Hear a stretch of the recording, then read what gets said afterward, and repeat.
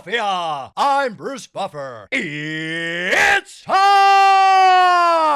for the Anthony Gargano Show. Good morning, everybody. Happy Tuesday to all in the Delaware Valley. And no, I am not a much different version than Anthony Gargano. I am Jamie Lynch filling in for the Cuz for the majority of this week. Our old buddy John Marks will be stepping in tomorrow, and I'll be tossed back to my regular Phillies duty. But hopefully everybody had a great Memorial Day weekend out here. We're going to start the show off talking about our friends at TrueMark Financial who bring you this first segment. The Anthony Gargano Show is presented by TrueMark Financial Credit Union.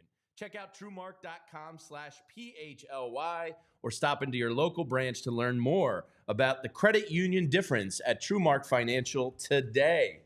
All right, a lot to get into from the weekend.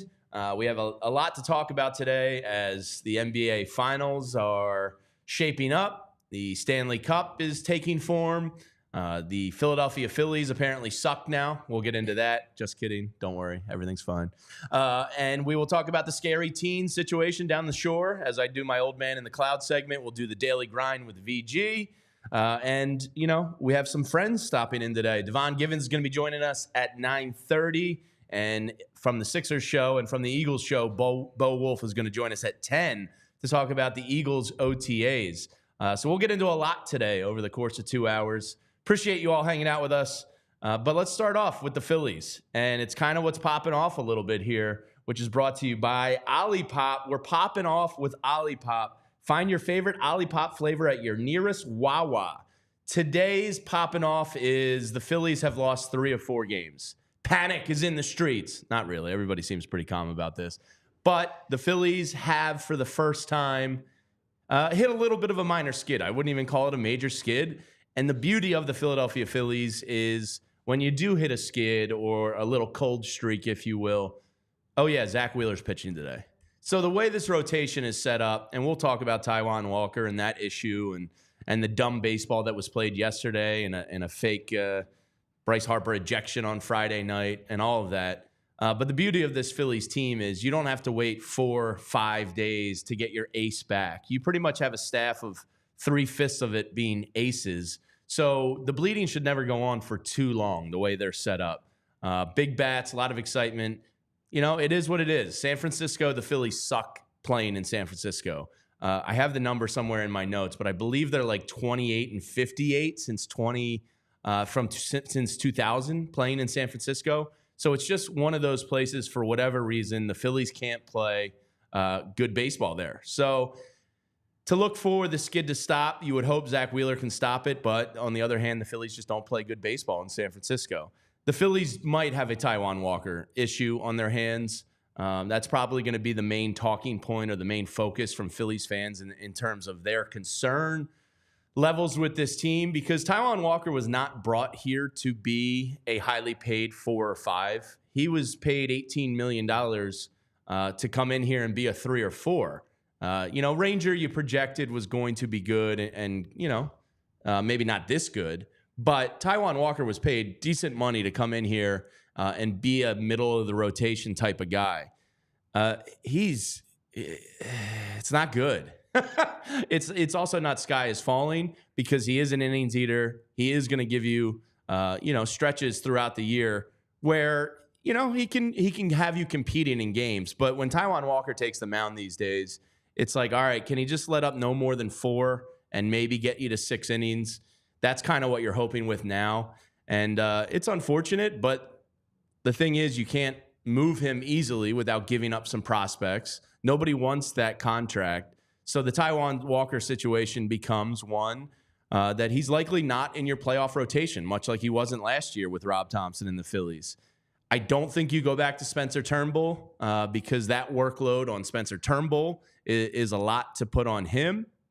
So the situation just becomes, can you survive Taijuan Walker starts every 5th day for at least a little while? If you get into late August, early September, and want to start stretching Spencer Turnbull out a little bit again for maybe some more starting jobs, that or Rob Thompson has to have a quick hook with Taijuan Walker. You can't let him go into the 6th and 7th innings and let lineups see him 3 times. So, there's not much to complain about in Phillies land right now. When you win or tie or not lose 15 consecutive series, and then all of a sudden you lose 3 out of 4, you go, what the hell is going on here? But the Colorado Rockies are a weird, bad baseball team who have swept the Texas Rangers this year. They've played well versus some opponents, and they just kind of got you in Coors. Now you're in San Fran hoping to kind of save this weekend series a little bit. But the issues yesterday and over the holiday weekend was just Taijuan Walker was a big one. Bryce Harper getting ejected on Friday was kind of ridiculous. He came back and stole a game for you on Saturday, more or less, or at least cemented it in. And then you just didn't have it the next 2 days. Yesterday was bad baseball. There was base running errors. There was errors all over the field. There was just a bunch of sloppiness on the diamond yesterday. And you kind of thought once Schwarber hit one there to right center that, maybe, oh, look, the Phillies are the Phillies, and they're going to come back and win this game, and it doesn't matter, and this and that. But that wasn't the case. Reality has come back for the Phillies, and, they lost. It's not the end of the world, but Taijuan Walker is definitely going to be a talking point for Phillies fans throughout the remainder of the year, no doubt about it. Johan Rojas yesterday, a dumb baseball. You got to throw that ball to second base. It probably ultimately doesn't matter there in the 3rd inning, but just bad baseball. And, Alec Boehm had a day that he wants to forget, and he addressed it after the game. He was just like, yeah, look, this game will humble you. It's a hard sport to play, and I just missed the balls. There's nothing else to it. Doesn't seem like something he's going to wear on his sleeve for too long there. So the Phillies and popping off this weekend with Ollie Pop. The Phillies had their back to earth moment. It's fine. The Phillies are fine. Everything is good. We just got to get these guys back home, I think, and reset a little bit. But the interesting story around baseball this weekend didn't have to do with the Phillies, and I shouldn't say interesting. The story that sucks around baseball, and yes, I'll say it sucks. Ronald Acuña Jr. goes down with a torn ACL running between 2nd and 3rd base, non-contact injury, and he just crumbled into a heap. He is lost for the season. The Braves, you can't just say the Phillies are now going to win the division because the Braves are still loaded, between Albies and Riley and Olsen. Marcelo Ozuna, I can't wait to find out how he's cheating because, my God, he's on like an MVP tear right now. So the Braves, they're not going to go away. They're still going to compete for the division with you, but I think the expectations now are that if the Phillies don't win the NL East, it would be a disappointment and kind of a failure here because Ronald Acuña Jr., even while struggling this year, is still a top 5 player in baseball with what he can do. So the Braves lose one of their stars. You never like to see that. You never want to put bad injury juju out into the universe. But that does suck for the Braves and the NL East division race because you want to beat teams at their best. If somebody lame were to find themselves into the World Series and you beat them, it still counts the same. But you kind of want to face teams at their best. So that was the big news around the Phillies this weekend. Was the cold streak and, of course, the Ronald Acuña Jr. injury in the division for one of the better teams in the NL. JP is sitting in with me. We have a regular cast of characters. We got VG in the house, Andrew Frazier and Julia here producing. So, JP, I want to bring you in because... What's up, bro? How you doing, man? It's good seeing you, Jamie. Yeah, you too. And we'll get a lot into the weekend because I believe all 3 of us were down the shore at points this weekend. My shoulder's a little crisp still. Yeah. I kept the hat and shirt on all weekend. And Smart man. Yeah, I'm super SPF protective these days. I wear the big beach hat. I reapply sunscreen. I don't even know who I'm becoming.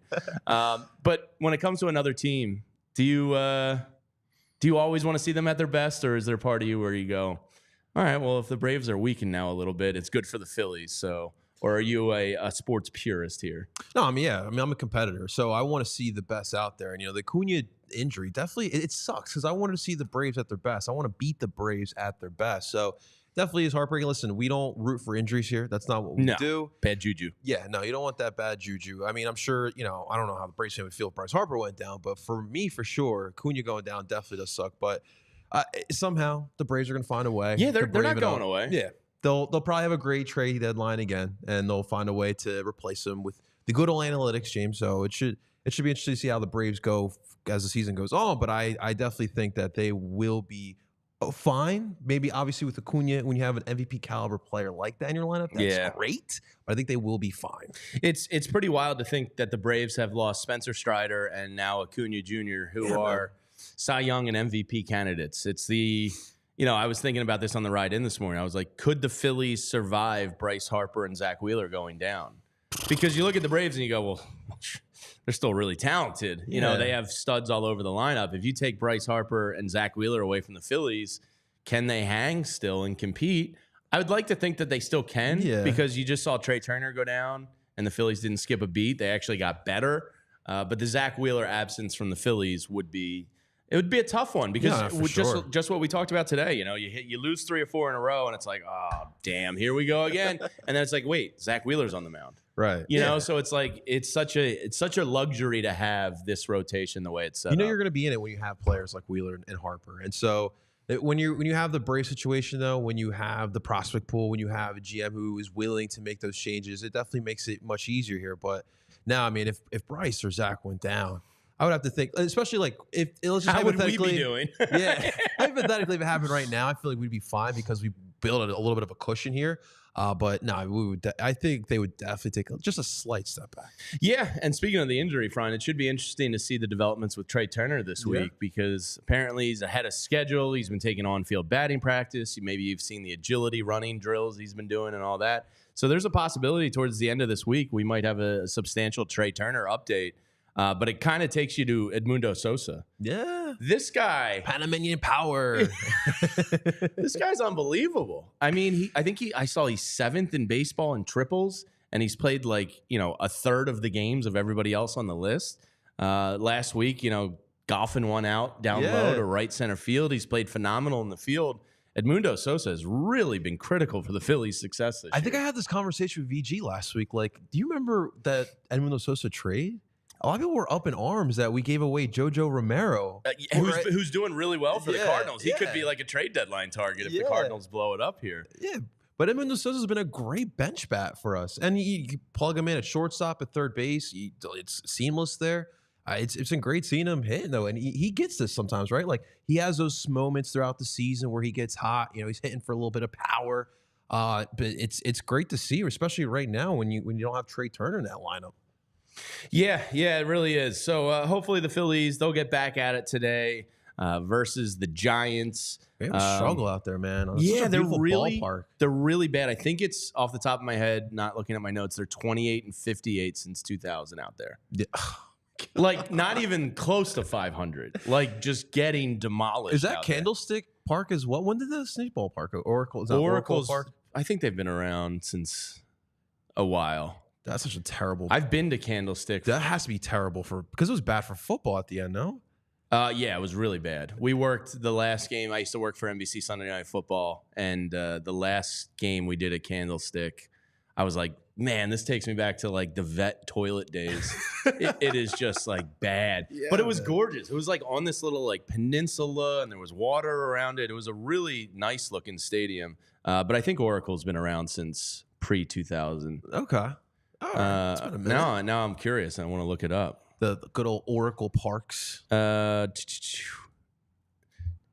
the AI, real quick, a quick little tangent here from me.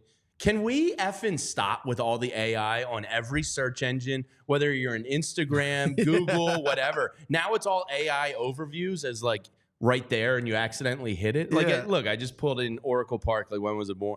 And it gives me a whole AI overview. Yeah. And like, it's everywhere, dude. It's you can't avoid it. And just give me the answer. When was Oracle Park started? Ridiculous, because the Phillies are terrible out there. Blow it up. Open April 11th, 2000. So 2000, right on the money there. Birthday of my fiance, April 11th. Oh, happy birthday. on April 11th. Yeah, so the Phillies just stink in San Francisco. It's bad fielding too, which is ironic. Alec Boehm, some terrible mishaps. Day in the field. Let's get back to I effing hate this place. Yeah. It's Alec Boehm is such a easy guy to root for now that he had. Sure. Like I was listening to his post-game press conference or media scrum or whatever, And he was just like, yeah, you know, this game will really humble you as soon as you feel confident in yourself.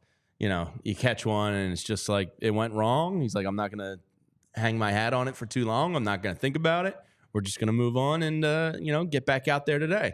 So I think that's a great message for the team, though. Right? Obviously, they were rolling, right? Back-to-back sweeps. You beat the reigning World Series champs. Sometimes you need these moments. We were rolling at an early stage into the season, so I definitely think this little 2 road trips, back-to-back road trips, happened at the right time. But, you know, well, once you just got to get through Wednesday, you come back Friday at home against the St. Louis Cardinals team. You alluded to them as well. So it's just about getting through the rest of this road trip. Yeah, and today, Zach Wheeler, the Giants, to my knowledge, still haven't named a starter for tonight's game. The old 9:45 start. I hate the West Coast, selfishly, because I'm a grumpy old man. You got the kids, too. Yeah, well, the kids got wiped out this weekend down the shore playing with everybody. But Jamie did not sleep well on the rental house bed with lack of air conditioning and 2 kids in a room. So, where'd you go this weekend? we were down in Sea Isle. Nice. Up on 79th Street with some college It's not friends. Kelsey season yet? Apparently, Huey Dillon, who is a city photographer and kind of like gossip around town, I think they were down there. Nice and quiet. Because somebody, apparently Kylie Kelsey, erupted at a fan, giving them a hard time for not taking pictures. So apparently her and Jason went out on a date night. And he said the video is going to come out. I think he was alluding this week somebody's going to leak it. Apparently somebody was being a jerk. Like, they kind of did the, hey, we're just out on a date night thing. We're trying not to, like, because apparently they're great. Like, my cousin lives by them down in Sea Isle and said, like, Jason couldn't be better on the beach. Kids are always coming up to him and taking pictures, and they're so gracious and wonderful.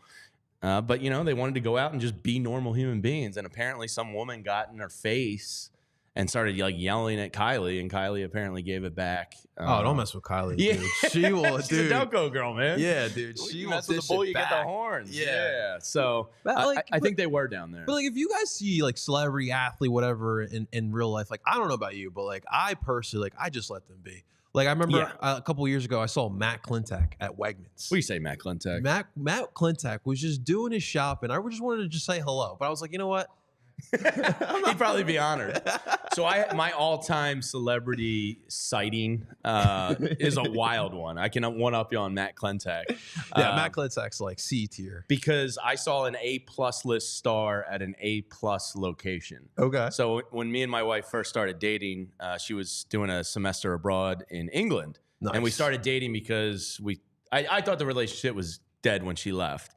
And then she started calling me, and I was like, oh, shit, we're back on. There you go, Jay. So I was like, maybe this isn't dead. All right, cool. And I was like, screw it. I'm going to come over and visit you. And she was like, all right. So I rented a car, and we did like a tour of England and drove around. And we pulled up to Stonehenge. Okay. And we pull in the lot at Stonehenge, one of the 7 natural wonders of the world. Mm-hmm. And I look over, I'm like, that looks like Matt Damon. But it was a guy unloading a van and a stroller, and like the kids were all around, and I was like, that's not Matt Damon. It so happened it was Matt Damon, and he was in London for one of the Bourne releases or whatever. Yeah. He was doing his tour, and he was having a family day.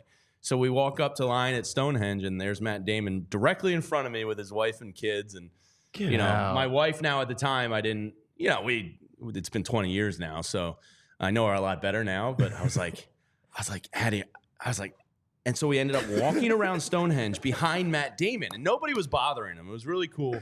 But I was kind of like, shit, I got me and Matt Damon, a picture of us at Stonehenge? Like, that is wild. That's the picture of a lifetime. I was like, Addie, because I'm not that guy. I usually. You got to take the pic. I was like, I got to just tap him on the shoulder and nonchalantly be like, dude, it's Stonehenge. Can I get a pic? Because that's wild. Yeah. She was like, if you do that, like, no, I'm leaving. Leave him alone. And she was probably ultimately right. But I almost could have had a picture of me and Matt Damon at Stonehenge. So that's my wild celebrity encounter. That would have been a moment to talk about for decades. I know. Man. Imagine that picture. Yeah. Screw the kids' photos on the wall. I'm putting me and Matt Damon at Stonehenge, like above the mantle there. So that was mine. Oh, man. But typically, I see famous people out, and I go, "Oh, I have another good one actually. Bar crawl in Manhattan." Okay. So I This was when my cousin was living in Hoboken, so they were Okay. doing like the Santa Con thing, which is absolutely terrible. And I was like passing through after like a Sunday night game or something, and I ended up having the free night. So I went to their apartment, and they were all like, boozing, and we started boozing. And they were like, "Do you want to dress up?" And I was like, "No, I'm not putting on a Santa outfit. That's ridiculous. I don't even have one." And they were like, "Well, we have this extra chicken suit." So I started calling myself the Christmas Chicken. And we went out in Manhattan, and I was dressed head to toe chicken outfit. And into the bar walked Dan Patrick. Oh my God. And I love Dan Patrick. I think he's like one of the coolest dudes in media. And I went up to him and I was like, "Hey, Dan Patrick, can I get a picture with the Christmas Chicken?" And he was like, "No, man, get away." Dude, that's hilarious. It said no. He was basically just like, "No." He's like, "That'll be all over, and I don't want that." And I was like, he was very nice about it. And I was like, "Totally understand, Dan Patrick. All right, see you later." So yeah, that was Jamie Lynch in the Christmas chicken outfit. We do need. You have some pictures without Dan Patrick. We need to see. No, I don't think I did. This was like, I don't want to say pre-cell phone, but like, kind of. I'm aging myself a little bit. It was probably, before the time of like everything being recorded. I know. And photos. And I'm really bad about like photos. And just, I completely get that. Yeah. It's like crazy. Like, what did we do back in the day? Like, if you saw a celebrity, you saw something crazy. Like, you just told people about we always it. talk about VG like being so. He like analyzes everything. What did VG do pre-cell phone? Beeper, hit me up He's on just my like beard. writing in his notepad. Guy in a Tim Tebow jersey. Yeah, so fun little celebrity encounter story. So don't mess with Kylie, guys. Yeah, if you see come on. Jason and Kylie out on a date night, leave them alone. They do enough for the area and the community. So apparently that video may be coming out where Kylie gave it back. And good for her. She should. Yeah, for sure, man. Screw you. I'm trying to eat some pasta primavera with my husband. Leave me alone. Yeah. So, the shore was good. We'll talk about the shore later. Can't wait, and man. kind of what is happening down the shore. It's weird times. Whew. Weird times. So we'll get into all of that coming up in a little bit. But let me tell you about my friends at Bet Parks. Because, look, the NBA Finals are shaping up here. The Stanley Cup Finals. You had the lacrosse Final Four in town this weekend. Lots of stuff going on the sports book. But even more stuff happening in the casino. The Femmes of Rock are playing a classic rock on violins. They're a very cool act. They're headlining at Parks Casino this Friday night. If you haven't been out to the Parks Casino, I've been out there for a couple Joe Conklin shows. It's a great venue, great time. Sebastian Bach, I know VG's fired up for this one. The former lead singer of Skid Row brings his solo tour to headline on Saturday night. August 23rd, the Southern Rock of the Marshall Tucker Band. Great Southern rock band right there. September 7th, they got Australian Pink Floyd coming in. Plus, from the live TV show, The Jersey Shore, they have the podcast with Snooki and Joey coming to Parks Casino on June 28th. Comedian Michael Blaustein. A lot of stuff happening at Parks Casino, the #1 casino experience in the state of Pennsylvania. This is how you win. They have it all. It's my casino of choice. Parks Casino has 3,200 state-of-the-art slot machines, 115 live table games, and a beautiful poker room. State-of-the-art sports book with some gorgeous TVs. You could go in there in those lounge chairs and spend 36 hours, no problem, straight. It's just great. The dining options are amazing. They have a ton of award-winning restaurants like the Parks Grill Steakhouse, the Liberty Bell Gastro Pub and Beer Garden, delicious sushi. I've been to the Bamboo Noodle House several times myself. And you can check out New York's best club comedians every other Thursday night and the best cover bands every weekend at the 360 Lounge. So visit parkscasino.com. Parks Casino, this is how you win. Must be 21. Gambling problem? Call 1-800-GAMBLER. All right. Well, now that we're helping you get some money in them pockets, let's help you manage that money with our friends over at TrueMark Financial. Guys, they are more than just a bank. They are just like family and here to help you with all your banking needs. And when you join a credit union like TrueMark Financial, you become a part owner, which means profits come right back to you instead of going to those shareholders. Better rates, lower fees, a better return on savings with more flexible options, with all the same digital tools and technology to make all of our lives easier. And of course, the best part about TrueMark, guys, is that they are located locally here in the Philadelphia area. They're headquartered in Fort Washington with 24 branches here in Philadelphia. Guys, we all love local. And that's why we recommend TrueMark Financial, because they are based local here, all right? Becoming Becoming a member of a credit union has so many benefits over becoming a customer at a bank. It's an absolute no-brainer. And here's what you got to do. Got to head on over to truemark.com/PHLY to learn more or find a branch near you. That's truemark.com/PHLY, federally insured by the NCUA. Thank you to our friends over at TrueMark. Yeah, based right there in Fort Washington, right down the road from me. That's Nice. where Julia famously went to high school in Fort Washington, according to Zach Berman on the PHLY Eagles podcast. Zach. Randomly, that came in my head the other day, and I was just like saying Zach to myself. And I was like, man, your brain is warped. Like, I can't remember like important dates and stuff like that, but like all of a sudden, Zach will pop in my head. I'm like, what? God. I'm right there with you. Yeah. So coming up in a minute is one of my absolute favorite people to hang out and talk with, Devon Givens, JP, because Devon's the man. Everybody that knows him will tell you the same. But it's kind of this Sixers offseason is fascinating. Yeah, man. Because for some reason, like, the Paul George thing, and Kevin O'Connor from The Ringer came out with a story yesterday saying that he's plan A. And for the first time, I believe it a little bit, because apparently Paul George's girl is from New York. Oh, come back to the East. It helped us with Trey Turner. It helped us with Zach Wheeler. I'm just saying the power of the woman saying, like, I want to go back home. Paul George?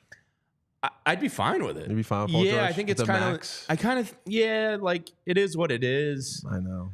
Like, if you had to, like, just, they do one of those, like, silhouette pictures of, like, the perfect player to add to Tyrese and Joe, like, he's kind of it. No like, pressure when he's here. Playoff fee. People are jaded because of playoff fee. I know he comes up small at times, but he can still be, like, if Joe goes out for a stretch, like, he's the type of guy that can kind of take over for a little period. If Joe comes back, he can switch to a 3-and-D type of role. Yeah, he's a really good catch-and-shoot three-pointer. He's kind of got a little bit of, like, stink to him, I think, the way people talk about him.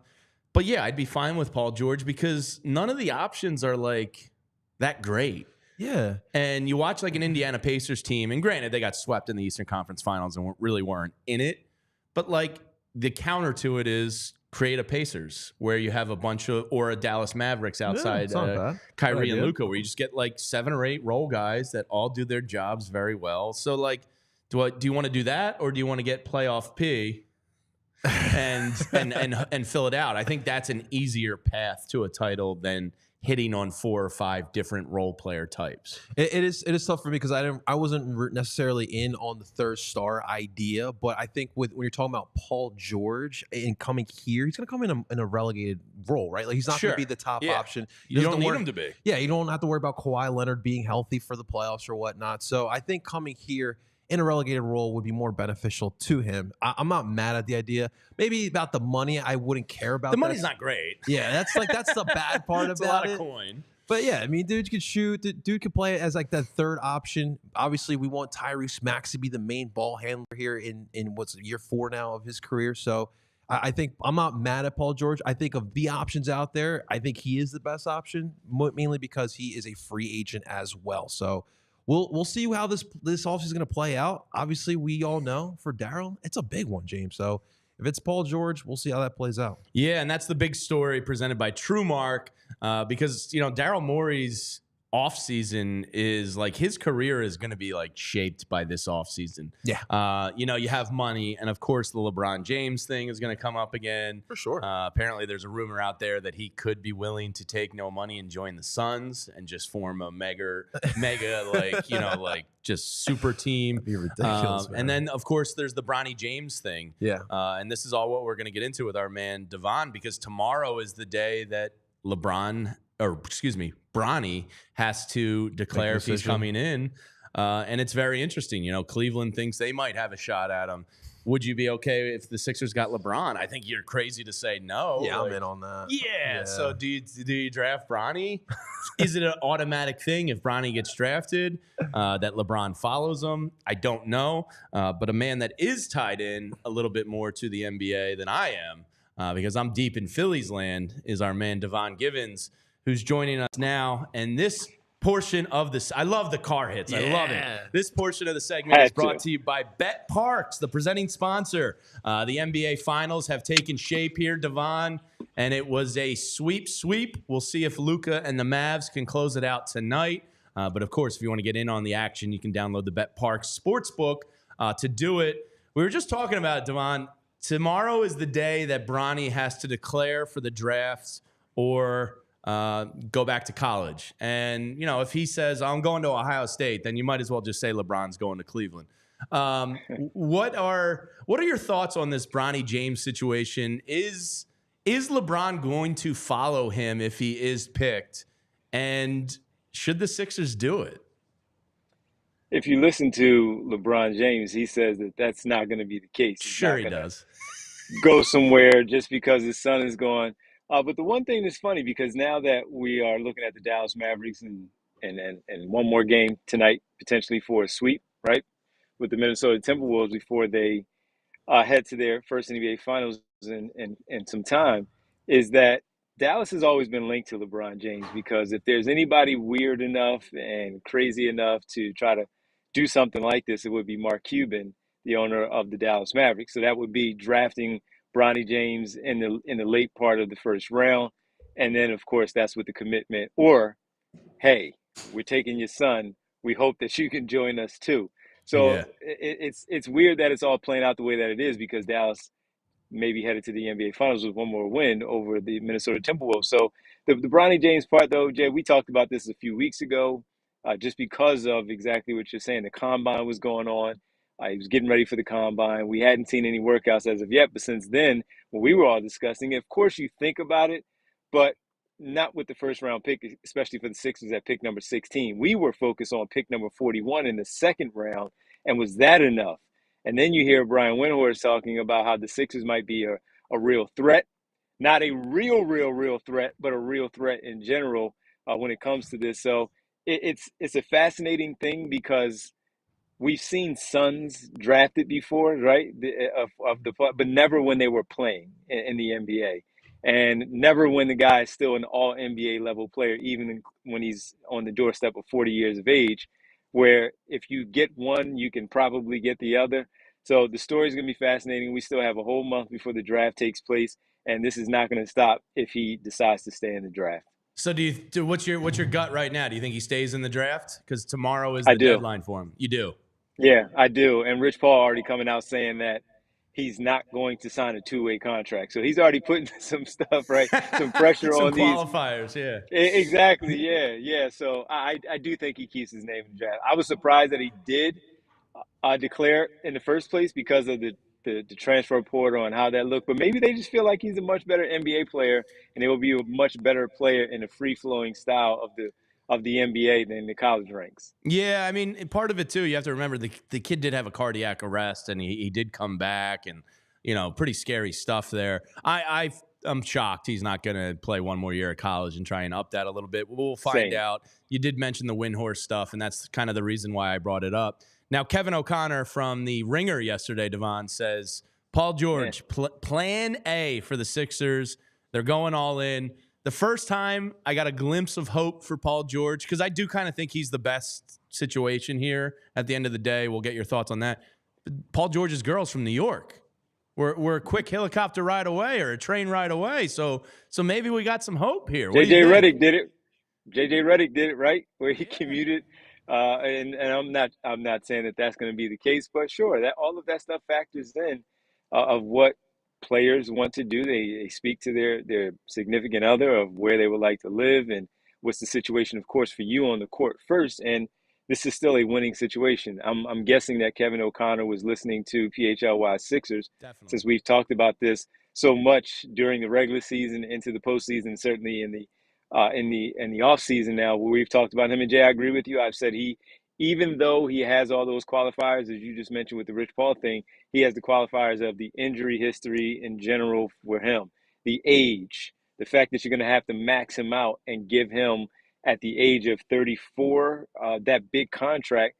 That's something that will make you pull back of not wanting to do it. And Derek Brodner talked about this on our show last week, where if OG Anunoby became available, like some of the reports were saying coming out of New York, that he would be number one because of, most importantly, the age at 27 versus 34. But for me, yes, he is the prototypical wing that you look at, Paul George. And I agree with you that that was my number one. OG Anunoby is probably number two in that one because they're both going to be free agents and you don't have to give up any draft capital to sign either one of them. The age is a funny part of it, certainly, but he's going to be the other option. He's not going to be the option for this basketball team should they have to do it. $200 million is a lot of money, but It's not my money. it's not our money. And again, you're playing with these two guys where he would be the best wing that they've had since certainly Jimmy Butler. Yeah, it's going to be fascinating. And, I think the likelihood of landing one of these stars is probably pretty minimal. And OG, I wouldn't hate it. That's what's weird about this offseason is there's a bunch of moves that I wouldn't hate, but none that I necessarily love. I think Paul George is the one. Well, you wouldn't hate him. You wouldn't hate him because you don't have any of those players that we're talking about on your roster currently, right? So they come with caveats, but yeah. So that's kind of leading me into the next question. Like, even if they are able to land one of these stars, what's the rest of this roster going to look like? It feels like from Daryl's comments, Paul Reed's back. Obviously, Ricky Council's back. But then it's kind of unknown. Any sense of, like, guys they might want to keep, other guys, role player types that they might be targeting? What's the rest of this roster going to look like? Because there's a lot of room to fill. Well, Joel Embiid would like to have Nick Batum back. He said he's not retiring. He told him he's not allowed to retire. Sorry. At the end of the season in the locker room when Kyle was standing there talking to Nick Batum, Joel Embiid In France, Devon. He did. Is that awkward? He did. They can hash that out while they're in Paris for the Olympics. Yeah, they can hash that out. He wants Batum back. Of course, Kyle was in the locker room when that was happening, so that was clear. Then you also look at Kelly Oubre, who had a really good season as it turned out. Some rocky things with some off-the-court stuff that caused him to miss some time and a few other incidents. Kelly. Yeah, just stay out the streets and get an Uber and you'll be fine. But as far as the play on the court, while he wasn't perfect, he was pretty good. And with that pretty good, that's something that's worthy of looking at, of course, to bring back. Then you have the question of the backup point guard campaign, Kyle Lowry. Do you bring any of those two back? And ideally, you would say yes. DeAnthony Melton, can you get him on a favorable deal because of the back injury? Is that something that will work for you and him while he tries to rehab not only his back, but also rehab the image of his play and show that he is able to stay on the floor? I'm not sure anybody wants to give him big money over the course of 3-4 years with that back injury continuing to flare up where he couldn't even play in the postseason. He would have been a big help against the New York Knicks in that first round. So those are a few that I would think they would look at and they would target. And then you would just have to look at some of the minimum guys, some of that you can get on the mid-level, that you can maybe fit some of those players within that structure, that salary structure for Daryl Morey and the Sixers. So big offseason, of course, important offseason for him, but it certainly starts with the big name. The role players are going to be very important also. Yeah, you see that with the Dallas Mavericks. I mean, like what hitting on a Lively can do in the draft for you can change a whole season. So speaking of the draft, I think we're just under a month away. Are the Sixers in the position where they just want to go best player available because they have so many roster spots to fit? Or do you think there's a position in this draft in the low 20s range that might be something they target? Or do you think they're just an open book? I think they're an open book because at 16, to your point, the draft is before everything else. So if you get best player, you get best player. And as we said there just a few minutes ago, they don't have a lot of anything on the roster anyway. The cupboard is bare with just 4 players that Daryl Morey mentioned that you already laid out as well. So I would think best player available. It's highly unlikely that they keep that pick, but if they do, best player available, maybe they get someone that's a little bit longer than 2. We brought up Devin Carter from Providence, some of the juniors that have played for a little bit, that are a little more seasoned, that can come right in. And even when you look at, although Oklahoma City has been eliminated, the one that we talked about a lot was Kason Wallace coming in at the number 10 overall pick, so a few picks higher, a lottery pick, but still someone who can fill a role on your team, make a difference, play an important part of your basketball team while you're trying to make that push for the NBA Finals. You're not asking them to come in and make a big difference. Maybe they do have a game that swing thing. Look at Jaden Hardy right now for the Dallas Mavericks. He comes in and he's getting some pretty decent minutes for the Dallas Mavericks. They may be 10 minutes, but there's a lot you can do in 10 minutes to help swing a game for your team in a 7-game series. So if they do, I think they go best player available simply because they are limited in what they currently have on their roster. And if they identify someone, that's probably someone that they feel like that can come in and play. Ricky Council, you mentioned him, and maybe that's another guy, year 2 in the system, a big summer league, a full training camp with his basketball team once again in the Nick Nurse system. You might have 2 players that can contribute in a playoff rotation, even if it's just a short amount of minutes. Yeah, I mean, you say 10 minutes, and it's like, well, that's why the Sixers end up losing majority of the time when the big fella leaves the court. Those 10-minute Sure. runs kill them. Yep. Is there any idea backup center-wise? Like I feel like this is, Devon, we've been talking about this for a decade. When Joel Embiid leaves the court, they just never have really had that guy. Maybe Andre Drummond was the best. It's crucial to address. Any idea out there on who's going to – and if you say Paul Reed, I'm leaving. Is there any idea out there of who's going to be backing up the big fella this year? Because it's a crucial role on this team. Well, you mentioned Andre Drummond here before. Kyle reported it at the time that they were trying to get him at the deadline, and they thought they had a deal done until they didn't. And he's going to be available again maybe this offseason. So with that, that's one. Jonas Valanciunas, a possibility, unless he still has a starting position for him somewhere with the other 28 teams. I'm just eliminating the New Orleans Pelicans because I'm thinking he's not going back. So outside of the Sixers and the Pelicans, the other 28.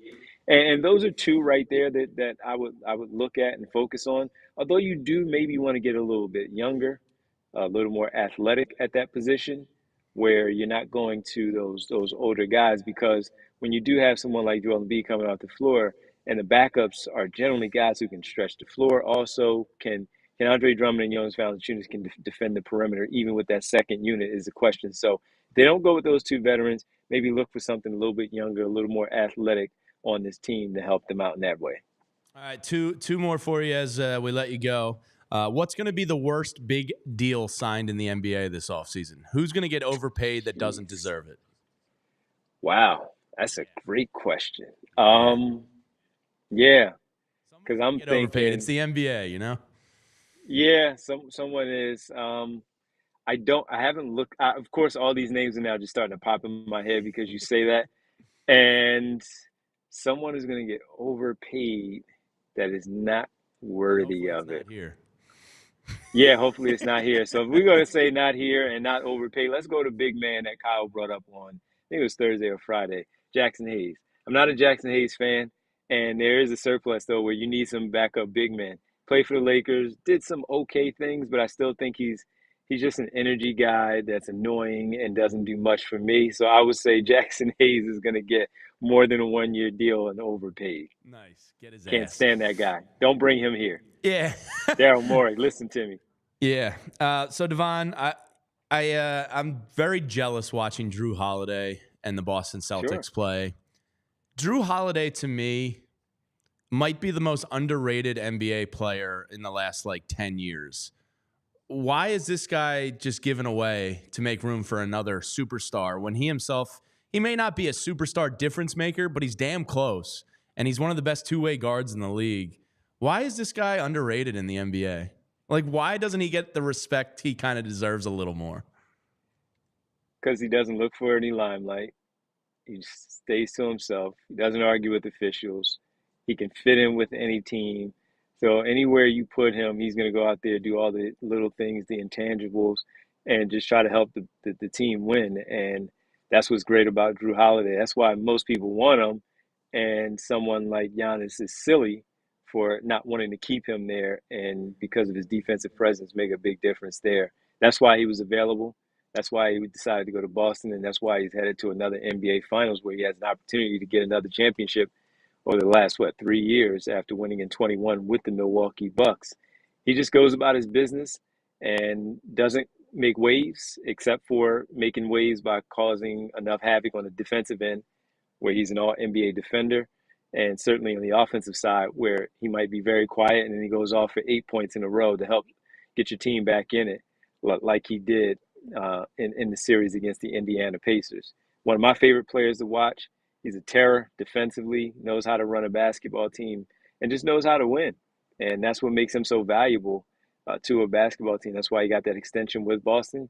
And that's why he's going back to another NBA Finals, because he's that important, man. And for someone like Giannis to not understand the value after you had that, and seeing, as much as I love Damian Lillard as a player offensively, looking at what Drew Holiday means, where you have the offense from Giannis, you have the offense from Drew for what he gives you, the offense from Chris Middleton when he is healthy. That's a big loss, man. And now Giannis has to sit back and just watch his former teammate play in another NBA Finals. Yeah, like Dame Lillard's not making that game-winning steal on Saturday night to close out the game. You know what I mean? Like, those are the little things that don't show up on SportsCenter every night, but they help you win, to your point. I love Drew Holiday. I love watching him play. Same. It's pretty cool to see his revenge tour going back to the finals.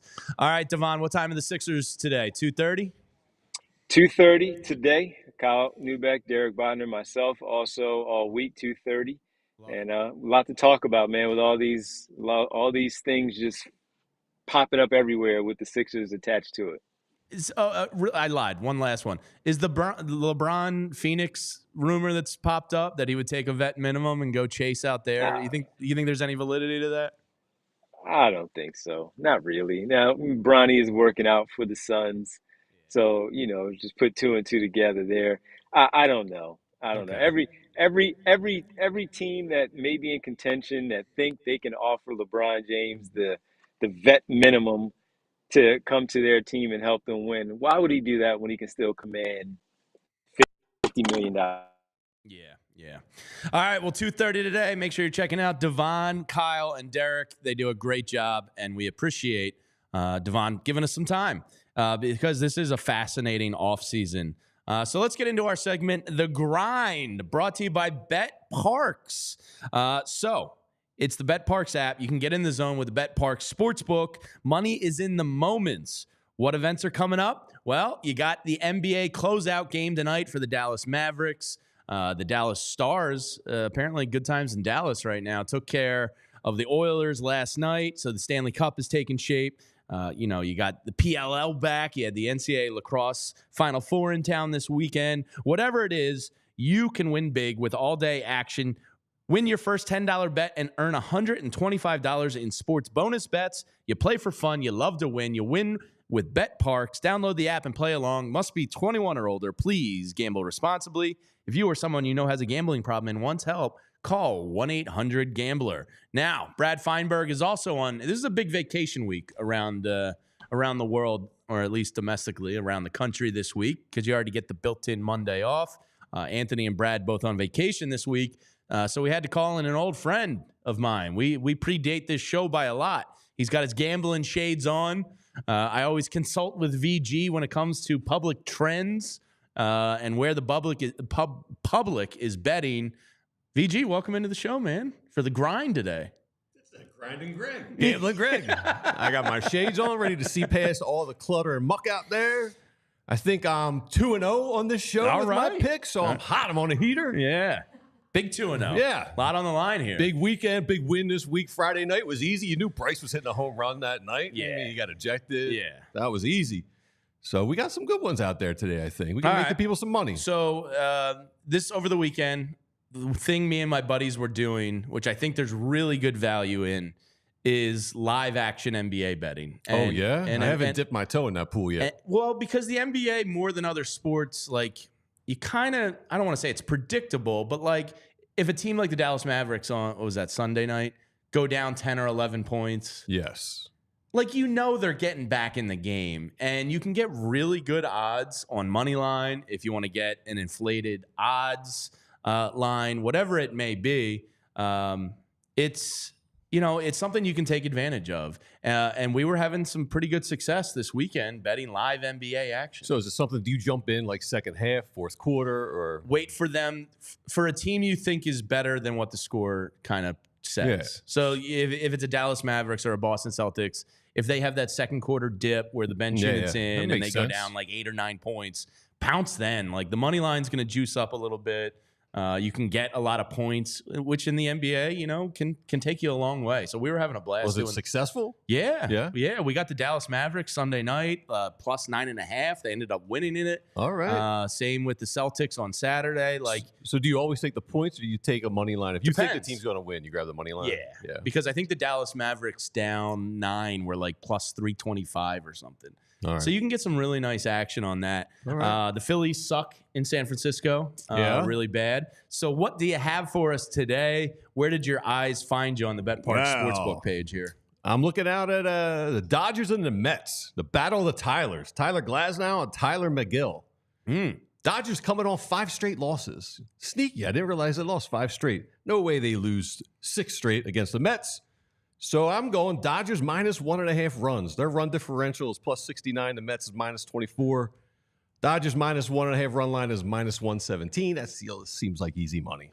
Yeah, I mean, the Mets are the Mets, and they love blowing games in hilarious fashion. Yeah. So it does seem like a good, get-right pill for the Los Angeles Dodgers there. And anytime you can get bet against New York, sure, you got to do it. Even my buddy I was with this weekend is a diehard Mets fan, and he's like, oh, the Dodgers are coming into town to beat us up. Yeah. So, there's no confidence there, even from their own fan base. Hop on that.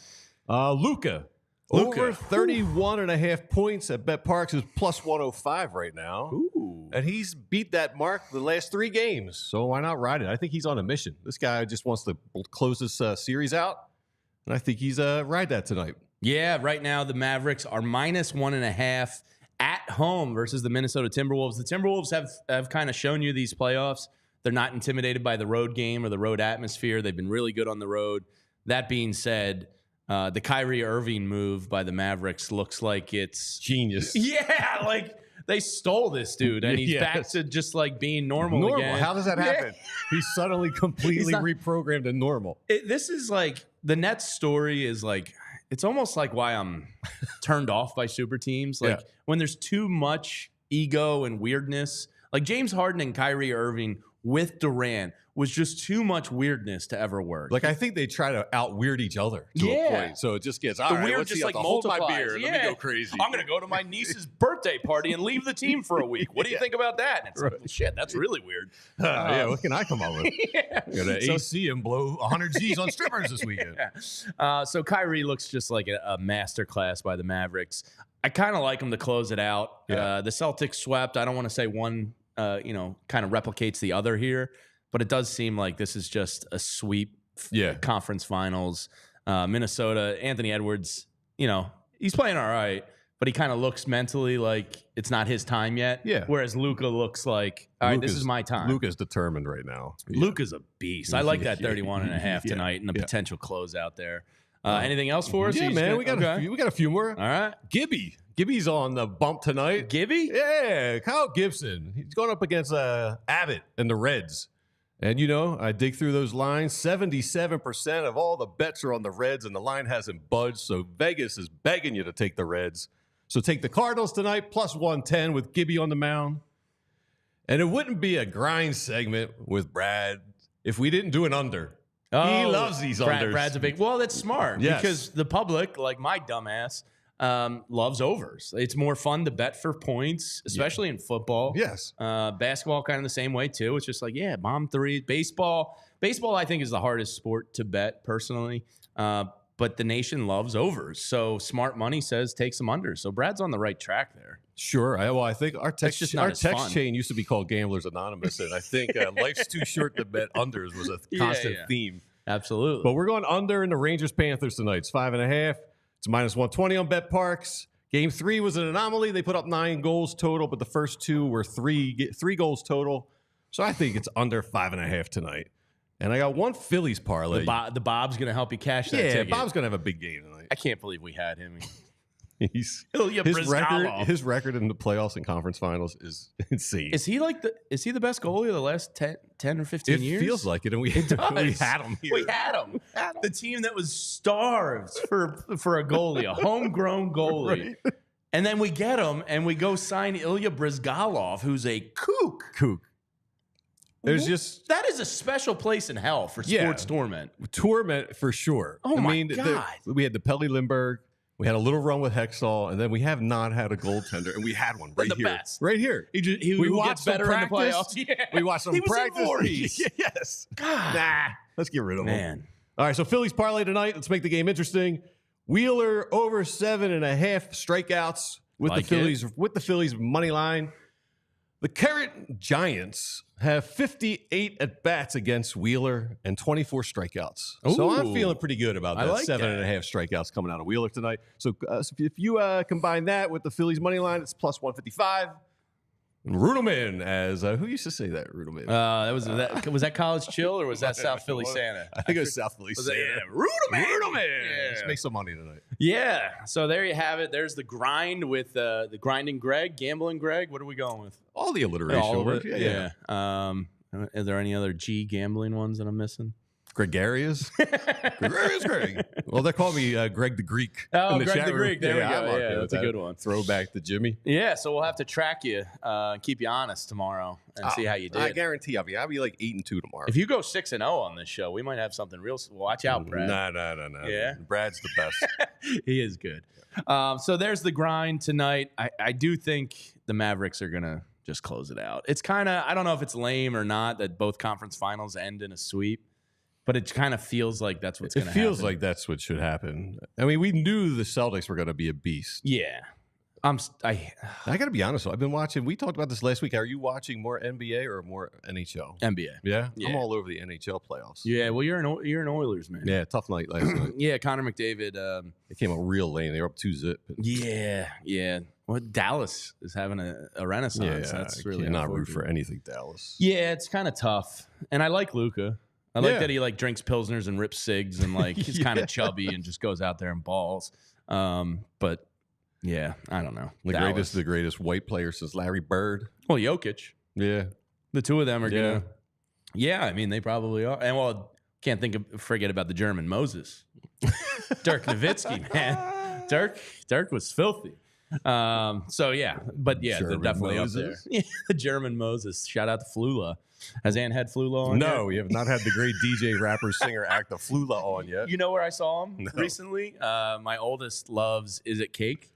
The band Cake? No. Oh. The The band Cake? Yeah, sure. the Netflix show Is No. It Cake? Oh, where it's like you don't know if it's you a have to fake judge thing? if it's real or fake. Or and Flula was a judge, and I was like, Flula's on He's Is like a It celebrity Cake? judge. Flula was in there. So if you're unfamiliar with the German Moses, you can look that up from Flula on YouTube. All right. In a moment, we will be joined by Bo Wulf. But in the meantime, I'm going to tell you about one of my favorites, and that is Primo Hoagies. I did not grow up with it like Anthony Gargano did, but it did come into my life, and for that, I'm very grateful. For over 30 years, Primo Hoagies has offered a culinary experience that celebrates tradition, quality, and the unmistakable flavor of Philadelphia. From their first store opening in 1992 in the heart of South Philly, they have sandwich shops on every corner. They knew they needed to stand out with something special, and their secrets were quality ingredients that go into every single hoagie with those fresh seeded rolls. Delicious. From the finest meats and cheeses, the Thuman Deli meats are spectacular. The award-winning seeded bread, Primo Hoagies is committed to crafting sandwiches that set the standard for excellence. Become a Primo Rewards member and get $2 off Primo-sized hoagies every Wednesday. Whether you call it a hoagie, a sub, or a grinder, hoagies and grinders, hoagies and grinders. Anybody know that? SNL, Chris Farley? One thing's for sure, you can taste the Primo difference. Make your next event a Primo event with hoagie trays and party platters, perfect for any occasion. Order online or in-store today and taste the Primo difference. At our family parties, JP, the Primo party platter, the tray, is a staple of most events. And my favorite thing they do, the pepper shooters with the cheese and prosciutto and the little pepper. It's good stuff. It's good stuff, James. That is good stuff. But I must say, what might be just a little bit better might be getting all those meats on the grill from our friends over at Butcher Box. That's right. You hear the cuz talking about it. Butcher Box is a great tool that feeds him and his family, and it could feed you and your family here today as well. Here's some of the benefits of Butcher Box. Besides the fact that you get all different types of meat, the best grade of meat as well. It easily has the high quality meats and seafood that you can trust, plus 100% grass-fed beef and free-range organic chicken, pork raised crate-free, and wild-caught seafood.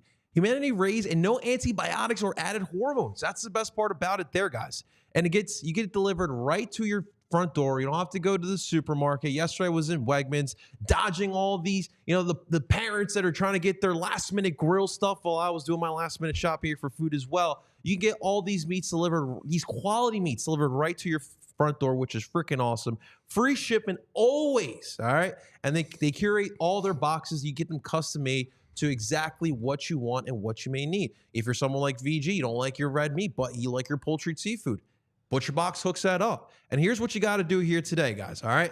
ButcherBox is offering our listeners an amazing offer today.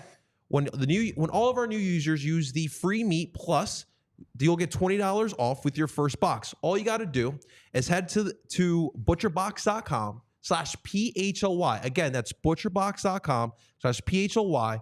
Once you head on over to the checkout page, use that promo code PHLY, and you'll receive the exclusive offer here today. Guys, hurry up. We are currently, right now, we're in grilling season, right? Mm-hmm. You need to make sure you feed yourself and that family. So make sure you guys get started off on the right way with our friends over at ButcherBox. Thank you, ButcherBox. Yes, thank you. And this next segment of the show is going to be brought to you by Rite Aid, your neighborhood pharmacy. I was a big Rite Aid man in South Philadelphia, as was our next guest, Bo Wulf, who is right down the street from a Rite Aid. Make sure you visit your local Rite Aid today. Stock up on allergy relief or catch up on immunizations for RSV, shingles, and more. Walk in or schedule a vaccine appointment anytime at riteaid.com. Now, Bo, you might have some interesting thoughts on this. I realized when we just interviewed Devon a moment ago, I took a big old swig out of the straw while talking to Devon, and I realized it's kind of impossible to look cool drinking out of a straw as a grown man. Your thoughts? Because I saw myself in the camera, and I was like, you look like a douche. I think you have to play it up. Yeah. You can't try to look cool, but You if think go pinky out and just really I make think- a comedic sound with it? Yeah, why not? Okay. And give it a little, and when you're done, give it a little. You might be right there. There you go. I think that's good advice. This is weird. We're usually on the other side. I know. I thought about this on the way in. I was like, I'm usually the subject of Bo's mind. Now you're subject to my mind. Let's Welcome go. to hell. Yeah. All right, lots to get into. twisted. You and Zach obviously do a tremendous job. 12 o'clock today. 12 o'clock today. Make sure you're checking out Bo and Zach today. OTAs last week. OTAs.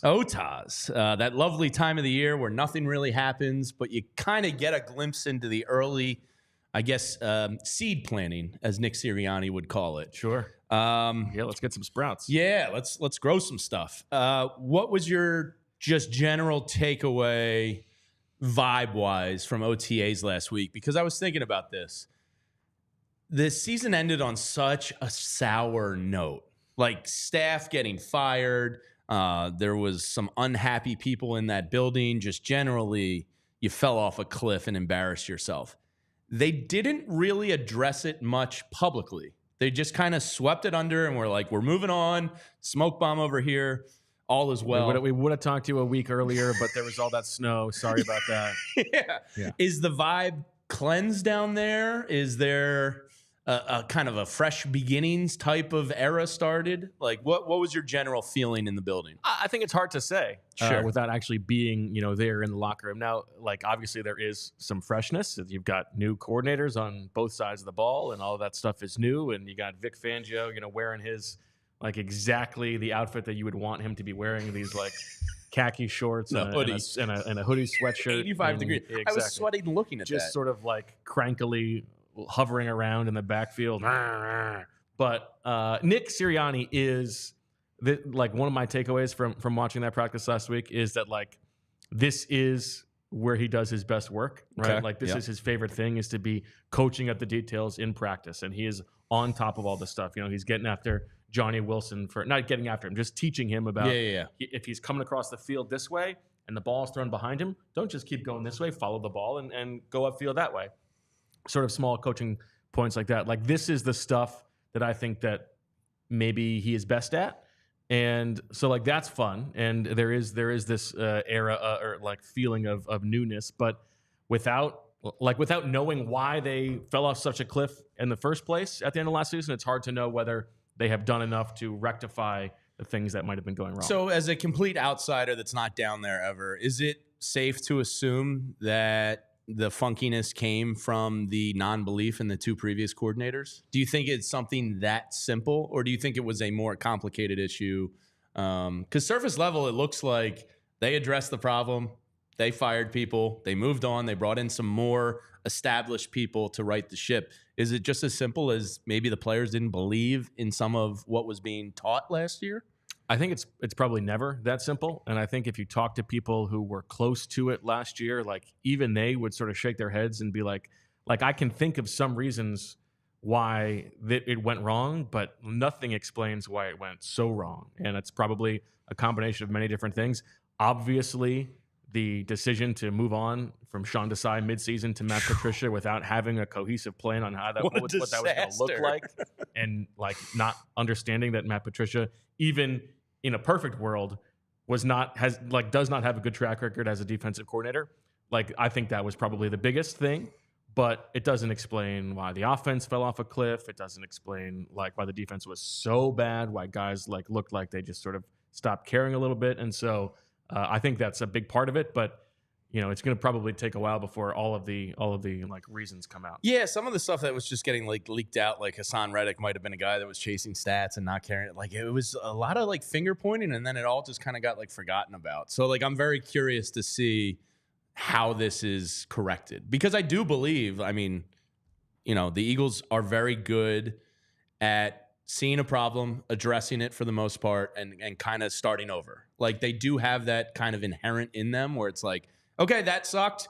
Here it is. We're moving on, and maybe it'll be fixed, but maybe not. And I think the flip side to that is that oftentimes they are reactionary, sure, and not proactive, right? Mm-hmm. And that is like they will listen to something and hear and be a little bit rabbit-eared about like what people are saying and what is being like talked about the team, and they will sometimes overcorrect and address it, but it's not always them seeing what's coming down the pike and being prepared for that. Sure. Yeah, I think they get caught with their pants down and sometimes they go, we got to pull our pants up here quickly because, you know, we don't want this out on display. All right. So one of the interesting parts going into this year is you took the secondary, which was a huge Achilles heel last year. You overcorrected to the point now where the depth chart starting battle situation should be pretty interesting. You know, you have a guy like Isaiah Rodgers, who Eagles fans aren't even familiar with. He put up some really good numbers in Indy his final year, like analytics, all that advanced stuff. Then you have Cooper DeJean coming in. You have Kenyon Mitchell coming in. You bring back CJ GJ. You got Avonte Maddox back on a team-friendly deal. You threw a lot of talent at that position. What was your kind of first observation at OTAs about it? And then, like, what do you kind of expect when training camp gets underway here with the secondary? There's no doubt that this is their deepest spot on defense. I would say, you know, I was a little bit surprised to see just the day that we were there that Isaiah Rodgers was working with the first team defense opposite Darius Slay. Now, James Bradbury wasn't there. My expectation is that he's not going to be post-June 1st. This team. The Eagles are not giving Quinion Mitchell that starting spot right away. My expectation is it will be his week one, and Keely Ringo wasn't there that day. And so my guess is Keely Ringo will be there when we see practice, I think, on Thursday, and I'll be surprised. I'll be interested to see if it's Ringo or Rodgers there. But I was a little bit surprised that they sort of just, you know, let Rodgers take that spot, knowing that he wasn't here last year. He was out of the league, and it's not like this is a coaching staff that he's familiar with. Like this is Vic Fangio just coming in and looking at what he has. And I thought Rodgers looked pretty good. Now, I've been generally skeptical of the idea that like he has a definite spot on this roster. Just because they're deep there, and it's not like they owe anything to him. But I thought he looked pretty good, and I would say like I'm probably just like 52% that he makes the team at this point. Then maybe I was like 48% last week. And how did DeJean and Mitchell look? Did they look like they belong? I know it's only OTAs and your shirts and all that, but did they? Did they have that kind of aura? You want to check the box, right? Quinion Mitchell, so he was working with the twos at right cornerback the entire time. I thought he looked the part. He was running. Now he was running with Jacob Harris, right? Who's a 27-year-old, ex tight end. This is not like he should be running fair with Jacob. Approximation, right? But he was stride for stride with him downfield on two balls that were thrown to him. Good coverage. I thought he looked fine. Seemed like he was comfortable in the zone that he was being tasked with playing. Cooper DeJean, it was interesting because some people, some coaches would say, I want this guy to like become an expert in one position before putting too much on him. With Cooper DeJean and Vic Fangio, what he chose to do, he was playing nickel, he was playing left corner, he was playing right corner, he was playing everything. Positionless football, right? Not positionless football. Do not get me started on that. So I think that's interesting. That like let's throw everything at him, see what is he that can to learn. see what he can absorb. You think Probably so. and learn like what's in between the ears. Yeah, Fangio's kind of grilling him. I would imagine so. Okay, and like let's find out where it is that he seems the most comfortable. Okay. And maybe we'll learn something that way. So, I mean, they are certainly deep here. You know, I don't. Avonte Maddox is not assured of making this team. What do you think? I was thinking about that today. I was like, yeah, he could be cut. Do you see him? Yeah, I mean, they literally cut him already, right? Yeah, and so that means they're comfortable with him not being on the roster. But he also has some safety experience. Yes, when healthy, he can play a really nice slot corner for you. He is a versatile asset for this team. Do you think? Like, what do you put the odds at that he's on, the opening day roster? I would lean towards yes, because a 60-40-ish type of thing? The thing with Avonte Maddox is, and the reason that you would be comfortable moving on from him in the offseason, the biggest knock on Avonte Maddox is he can't stay healthy. Sure. Right? And he has had real trouble staying healthy each of the past 3 seasons. But if he makes it through training camp and is healthy, then he probably is going to deserve to be on the roster. Right? Yeah. He's a good enough player. And the versatility that you talked about, he can back up at safety where they need a little bit of safety depth. Sidney Brown is coming back from the torn ACL. We don't know if he'll be ready for week 1. And if he's not, then the top backup there is probably Mekhi Garner. And that's why you saw Avonte Maddox playing some safety last week in OTAs. Maybe theoretically down the line, Cooper DeJean can do that as well, but we didn't see him do that. So I think right now I would lean towards Maddox being on the team. Okay. Yeah, I think it was his rookie year. He ended up where he got hurt in Green Bay. I think he played some pretty good safety, just being thrown in there. Yeah, and he did it, I believe, 2 seasons ago in that Cowboys game when they gave up that long 4th down conversion. Josiah Scott was in the nickel. Yeah, yeah. He looked. It's always good to get positionless players on your roster, Bo. I'm not going to be baited. So the other position that's kind of up for grabs a little bit is the right guard position. You have, a Matt Hennessy you brought in, a vet kind of depth backup, might be able to challenge for a starting spot. Tyler Steen, kind of the presumed favorite to take the job. You have a couple guys in here now that are, it's the position that's up for grabs. What are your thoughts after OTAs and seeing kind of first, second unit and who's given the chance versus kind of who's not? What are your expectations from right guard battle? So Steen was the guy last week, got the first shot at right guard. I think he's still the favorite. I think they're setting things up for it's his job to lose. Okay. Matt Hennessy, who you mentioned, was brought in the offseason, has starting experience at guard and center. So it was a little bit of a thing like, let's see where they line him up today. And they did line him up as the second team right guard. So if like that continues throughout this OTA that we see on Thursday, and then the mandatory minicamp when we see 3 days of practice, and he's only working at right guard, then that will tell me that like they're really setting this up as a head-to-head battle. If he's playing some center and working around, then maybe not. We'll see. Mekhi Becton, like boy, would that be like a lot of man to be playing right guard? Was he just like overwhelmingly large? He's huge, yeah. Like Jordan Mailata. Like he is bigger than Jordan Mailata. Which is wild, right? That is a big boy. That's probably too big for guard, but maybe not. I mean, power-wise, you would think he could throw guys around. Sure, if he's athletically. And I think I think we probably make more of that than is actually the case. Like if Fred Johnson has played guard before, sure, and he's a tall guy. Like I think if Mekhi Becton, if they wanted him to do that, he probably could do it. It helps when you have Lane Johnson to your right. Yeah, it would change. Like maybe it would change Jalen Hurts' throwing lanes a little bit when he's throwing there, but. I think he could probably do it. And I don't think that's impossible. It was also notable that Trevor Keegan, their 5th-round pick, was at left guard. Our man Trevor, we got to interview Trevor, him. Buddy. He was great. He Friend was of the show. He's going to be an intern. DFOP. He lives 10 feet down the hall. Yeah, absolutely.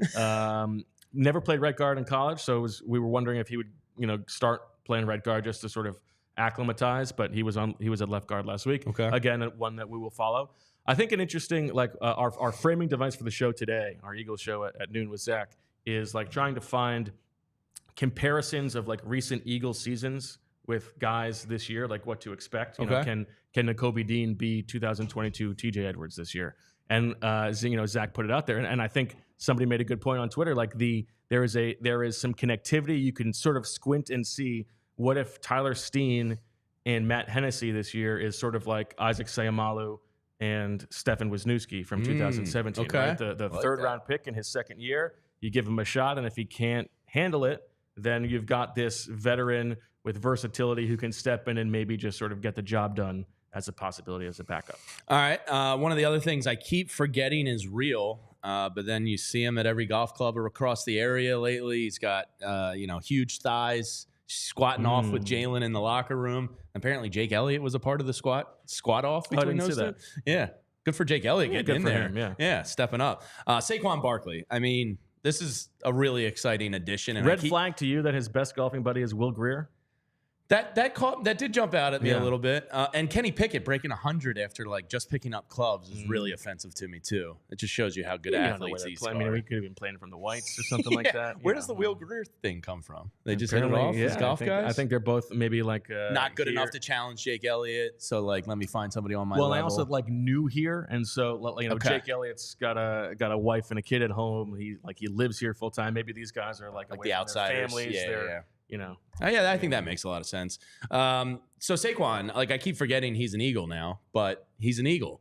This should be a really fun toy for Nick Sirianni and Kellen Moore. Not much to take away, obviously, from OTAs on how they're going to use them.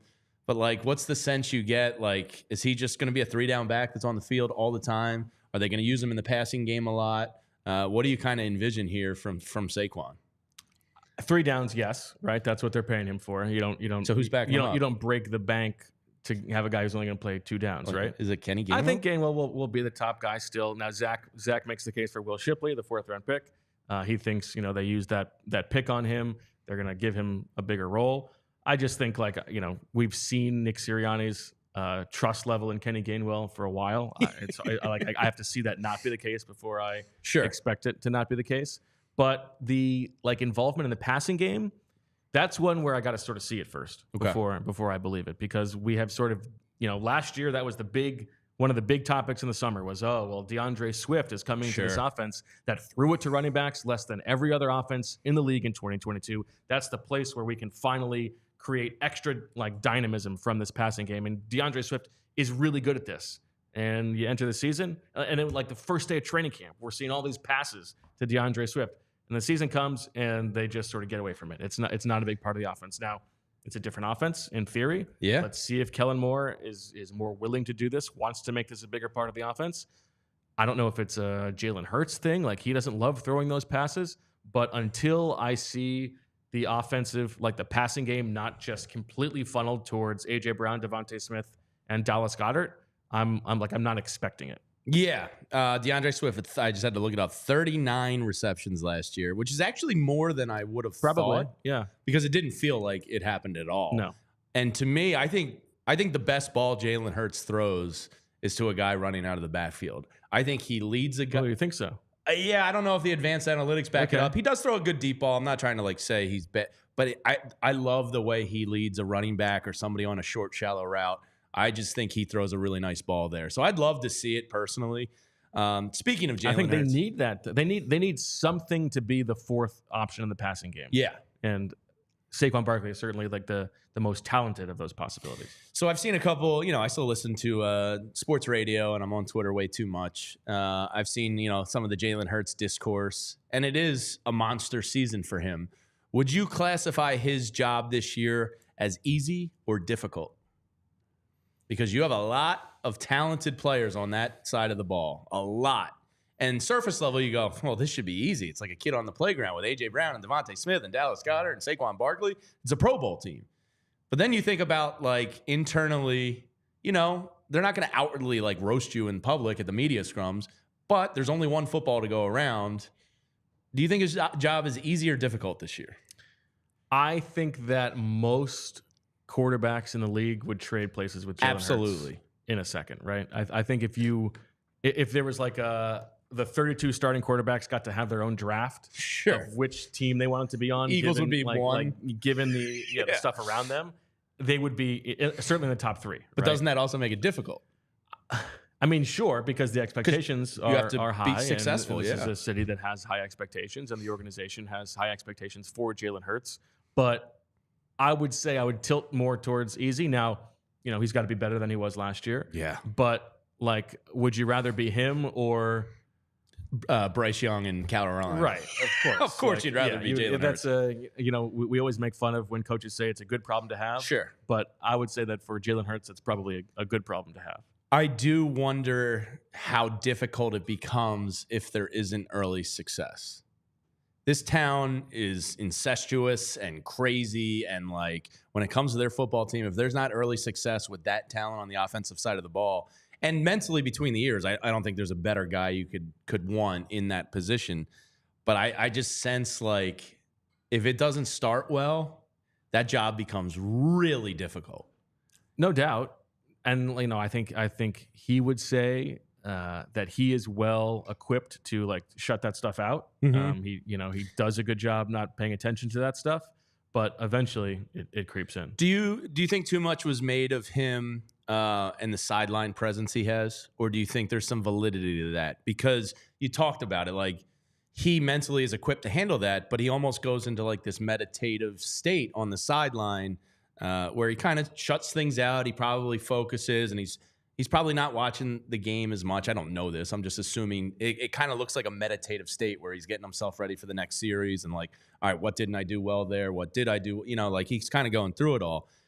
On the inverse of that, like maybe you want to go see him grab a teammate by the shoulder pads and pump somebody up. Maybe you want to see him be that vocal leader. Do you think too much was made of that, or do you think there's validity to his kind of sideline presence a little bit? I think it's a very interesting talking point about him. Well, you know what? I think back to the last press conference he gave when the season was over in his locker room after the loss to Tampa Bay, and he sort of said two things that were at odds with each other. On the one hand, he's taking responsibility and saying like, I need to do a better job as a leader. I gotta set the culture for the organization, sure, all that stuff.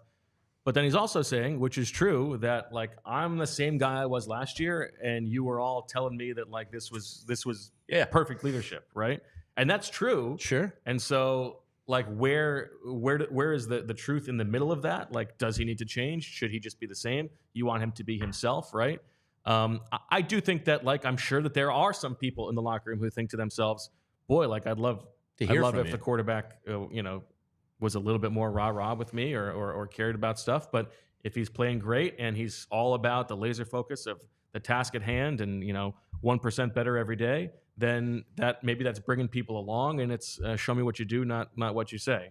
So I think he's still trying to find that. Because he's still a very young player, and that's a difficult thing. He is. And again, this is another one where it's funny because when they give him the contract extension after 2022, Jeffrey Lurie is talking about this is the most mature 24-year-old I've ever seen. Like, this is exactly the kind of person you want to be. And then after last year, Harry Roseman's like, hey, guys, you got to remember, this is just a 25-year-old. Yeah. You can't expect him to be like, okay, let's you can't have it both ways. But listen, his leadership is going to be, like you talk about, like from a sports radio standpoint, it's going to be something that everybody's paying attention to. That body language. I think the relationship with Nick Sirianni of it, and him not taking the opportunity to sort of stump for Sirianni in that same press conference is a thread that is going to be a storyline all season long. What does their relationship seem like? I think we'll just sort of have to see how that plays out. Before we get to our French Open handicapping here with Bo, one last one for you, and I'm sure knowing you watch this. Nick Sirianni and Howie Roseman did a little 2 facts and a lie segment on the website last week. It was hosted by a local comedian, Blake Wexler. Yeah. Yes. He did a very good job with it.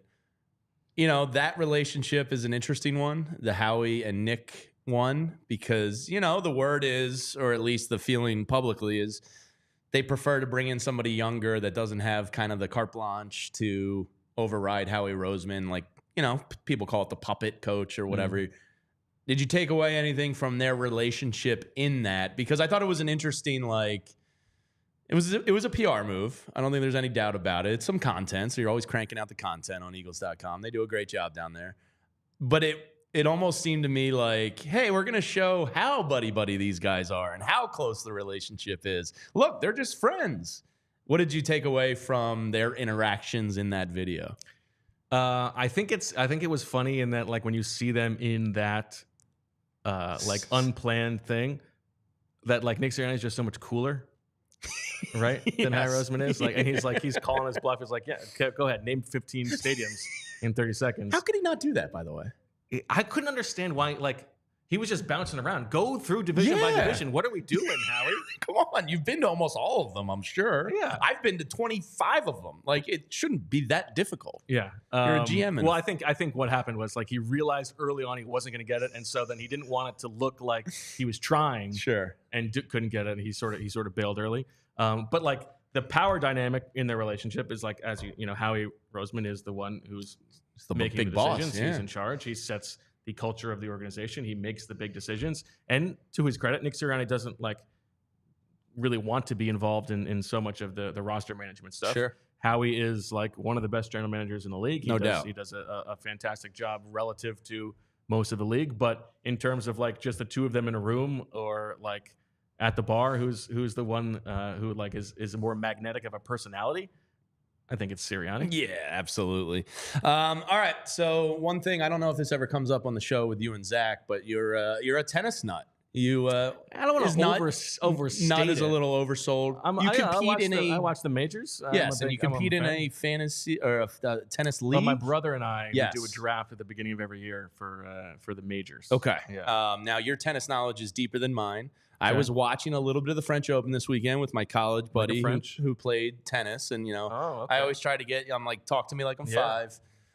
The French Open is happening. If you want to get in on it with Bet Parks, you certainly can. So I sent you a homework assignment early this morning. I said, Bo, like a homework assignment. let's give the people some winners here on the French Open. Let's pick one favorite, one long shot. Yeah. Now, keep in mind this is not expert analysis. Now, Captain Clay, Rafael Nadal, goes out in the first round exit. What is he? He's like 24-3 or something. And I think more than that, but more than. Oh, you mean like it's only third loss in like the French Open crazy. ever It's or something. Well, and it's interesting because Iga Swiatek, the women's number 1, who has won 3 French Opens, despite she's only 22 years old. Jeez. She's I think like 28-2 all time. Wow. In just 5 French Opens. She is like, oh yeah, then it's Nadal's crazy. Be like She's 100. on a pace like Nadal was. Like she is right now on clay like Nadal was that early in his career through his first 5, which is kind of crazy to think about because he was so dominant. But she's like minus. I was going to say she's got to be win, outrageous to outright win the tournament. So she's insane. And so it's interesting. I thought Bill Connolly of ESPN framed this well, where like usually the women's game is much more unpredictable than the men's game. It's like it's going to be one of 3 guys on the men's side. The women's tournament could be anybody. Whereas this year in the French, like it's Iga and everybody else on the women's side, and on the men's side, all the favorites they have these sort of things working against them. Okay, Novak has not been playing well. Carlos Alcaraz has this forearm issue. Yannick Sinner has been the best player this year, has a hip injury. So it's a little bit more up in the air on the men's side. So who do we like to take home the clay title this year? Well, I love Carlos Alcaraz, so he is the favorite at 220, which is not great odds given that he has plus been struggling all season. Yeah, hey, it's plus money, man. To me, a winning bet, like obviously you want the long odd like home run play. But a 2-1 winner is still fine in my book. You know what I mean? Yeah.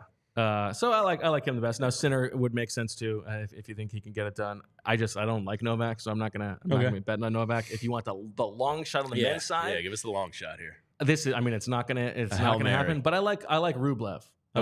Who has this he always makes the quarters and just loses. He cannot make a semis, but eventually he's going to break through. He had a clay victory I think a couple tournaments ago. So I like Rublev. On the women's side, Iga is she's impossible to beat her. If you're going to throw a dart, I think Maddie Keys makes a little bit of sense. Okay. She just beat Danielle Collins, who has been just on a tear all season long, and she is like. She can be a bit of a head case sometimes, but on her best, she hits it as hard as anybody. So all right, love it. A little French Open breakdown with Bo Wulf. I got one more for you. Oh, because I know you were tweeting about the packing.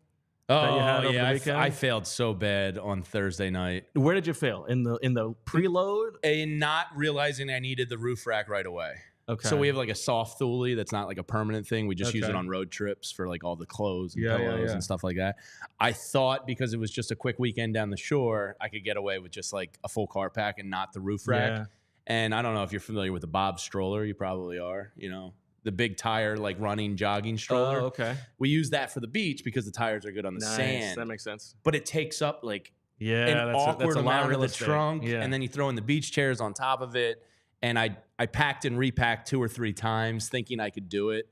And then I just like went inside like all sweaty and frustrated. I was like, I need to get the Thule out. So that was my mistake, was not just from the jump going Thule. I made a big play that I was like, if the other dads had seen this, they would have been giving me a standing ovation, like a tip of the cap. We were staying in a hotel in DC over the weekend, and it was like, okay, Rachel and the kids are going to go down to breakfast. Mm-hmm. I'm going to pack everything up, bring it downstairs to the car, and we are talking like, you've got like the big suitcase, Yeah. probably like 9 bags of stuff, a backpack for me, my son's backpack, and also 3 like enormous floated like just dinosaurs, like including the Momentosaurus, which is huge. Were these gifts from the museums you guys visited? No, or? they're just these Okay, are but they cases, brought, go yeah. two things, and I was able to get it all in one trip. Like 9 bags in one grip over here. I've got the Momentosaurus perched on top of the rolling suitcase, and I'm getting it all downstairs in one fell swoop. And I was so proud. I was like You were expecting dads in the Medal of lobby, Honor. just yeah, like, exactly. You did it, folks. Look at it. And then I followed it up with like a fantastic parallel parking job in DC. It was Really like, just killed it. It was like I was really on my dad's stuff. And then there was like we were at lunch, and just the reactions of something flying off the table, and I just grabbed it like this. Oh my! I was Your like, spidey senses I was were in, I was in tingling. peak dad mode. Now, does your wife see this and go, wow, I got the right one? Is she like amazed by your dad level skills when you're locked in like that? Sometimes it's there's a knowing nod. Yeah. Like, that's my man. that's You right. did it. Yeah. That's great. We've actually been talking about doing a DC trip ourselves with the girls and doing the museum. I hate DC. Do you? I went to school down there, so I have an affection for it. But I get it. Was it swampy and gross, or was it? Of course it was. Yeah, Disgusting. It's built on a swamp. Yeah. It's disgusting. So many crooked people down there. All right. Well, Bo, coming up today at 12, you and Zach are going to take us home with the Eagles coverage. You guys do a great job. I appreciate you swinging by. Thank you very Hanging much. out with us. There's Bo Wulf, everyone. Now let's take care of a little bit of business. And I gotta tell you about Shady Rays. We talked about the family trip, whether it be down the shore to DC in a disgusting swamp, whatever it may be. The sun is out, and Shady Rays has got your back. If you use code PHLY, you can get ready for the season with quality shades that are built to last. Our friends at Shady Rays have you covered with premium polarized shades that aren't gonna break the bank. Shady Rays is an independent sunglass company offering world-class product, related 5 stars by over 300,000 people. That is a lot of people. That's math for you. That's a lot of people. 5 stars. Their shades have durable frames and crystal clear optics, making them the perfect choice for all outdoor activities. Hundreds of options to choose from, so you're bound to find the perfect pair to match your style. And they probably have it in your team's favorite color. So if you're going to a lot of Phillies games and you're like, oh, I need to up it, maybe get a little cream colored, maybe a little red pinstripe colored. They probably got it done for you. I love Shady Rays on the road trips. Keeps all the glare out of your eyes. I don't have to worry about like losing them because they don't cost a ton. And if you don't love your shades when you get them, which you will, you can exchange them for a new pair or return worry-free for 30 days. There's no risk when you shop. Their team always has your back with great and fast support. And if they ever go missing, and this is the best part, let's be honest, with young kids that are always ruining my sunglasses and taking them and hiding them from me, if they go missing or take an unexpected hit, don't sweat it. They have the most insane protection plan in all of eyewear. Every pair is backed by lost or broken replacements. That is just unheard of. You're nuts, Shady Rays. You're nuts. You're kooky. You're wild. Exclusively for our listeners, Shady Rays is giving out their best deal of the season. Head to shadyrays.com and use code PHLY for 35% off polarized sunglasses. Try for yourself these shades that are rated 5 stars by over 300,000 people. 300,000. It's a lot of people, JP. It's a lot of people. Get your Shady Rays on, guys.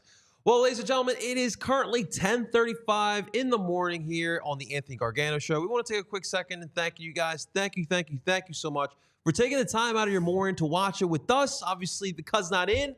The bro's doing a great job, by the way. Great job this morning. Thank you. So far, we still got a lot of show left. Yeah, I could still ruin this. I got 25 minutes. Things are going too smooth. Give me time. So, guys, if you're enjoying today's show, do us a solid. Hit that like button. Subscribe. Once you hit that subscribe button, you'll see that little bell button. Click on that. When you click on that, you'll know exactly when the Anthony Gargano Show is live. And here's what's on the docket here at the PHLY Sports family. So, following us at 12 p.m., you heard Jamie talk about it. Bo Wulf will be joining Zach Berman for the PHLY Eagles Show at 1 p.m. Charlie O'Connor, Bill Matz, got you covered with the Flyers. PHLY Flyers will be going live at 1. At 2:30, our boy Devon will be joined by Kyle Newback and Derek Bodner for the PHLY Sixers at 2:30. And then at 12, around 12:15-ish, our boy Jamie. No, I am off today. You are off today. So it's going to be Renee, John, and Tyler. Oh, look at that all-star lineup. I like that. The West Coast post-game show tonight. You get to sit back and enjoy? I like that. Well, you know, this was my focus, so we're here. I like it. But yes, John, Tyler, and Renee will have you covered on the post-game tonight. That's awesome. All right. Well, hey, you guys will enjoy that with Tyler, John, and, of course, Renee. And then, guys, listen, you see at the bottom left of your screen, look, you got to become a diehard, okay? Well, once Cuz gets back, we'll be implementing those video calls like we talked about. You want to make sure you get into those Discord chats. You only get in. I'm a Discord addict. You are a Discord addict? I'm enjoying it a lot. Yeah, I didn't think I was going to enjoy it as much as I am, but it's because of the people that are, with us, and it's a great community. All the sports are discussed exactly by a bunch of sickos. It's awesome. It's just a bunch of people who understand you, right? Not everyone understands us, but in Discord communities, they understand you. You get to obviously interact with Jamie. You get the instructions for the video calls. But not only that with the diehards, right? You get the exclusive content from our great beat writers that we have here, all right? They put out exclusive content for the diehards only. You want to make sure you get on that. You get discount on merchandise. You see me rocking the PHLY swag all the time. Some great gear that we have on there, including the Cousins 4for4 t-shirt. So that's what we got here going on here on the docket here at PHLY Sports. Coming up, it's Cousins Clubhouse. Obviously no Cuz, but we're going to have some fun still. We'll be right back, ladies and gentlemen.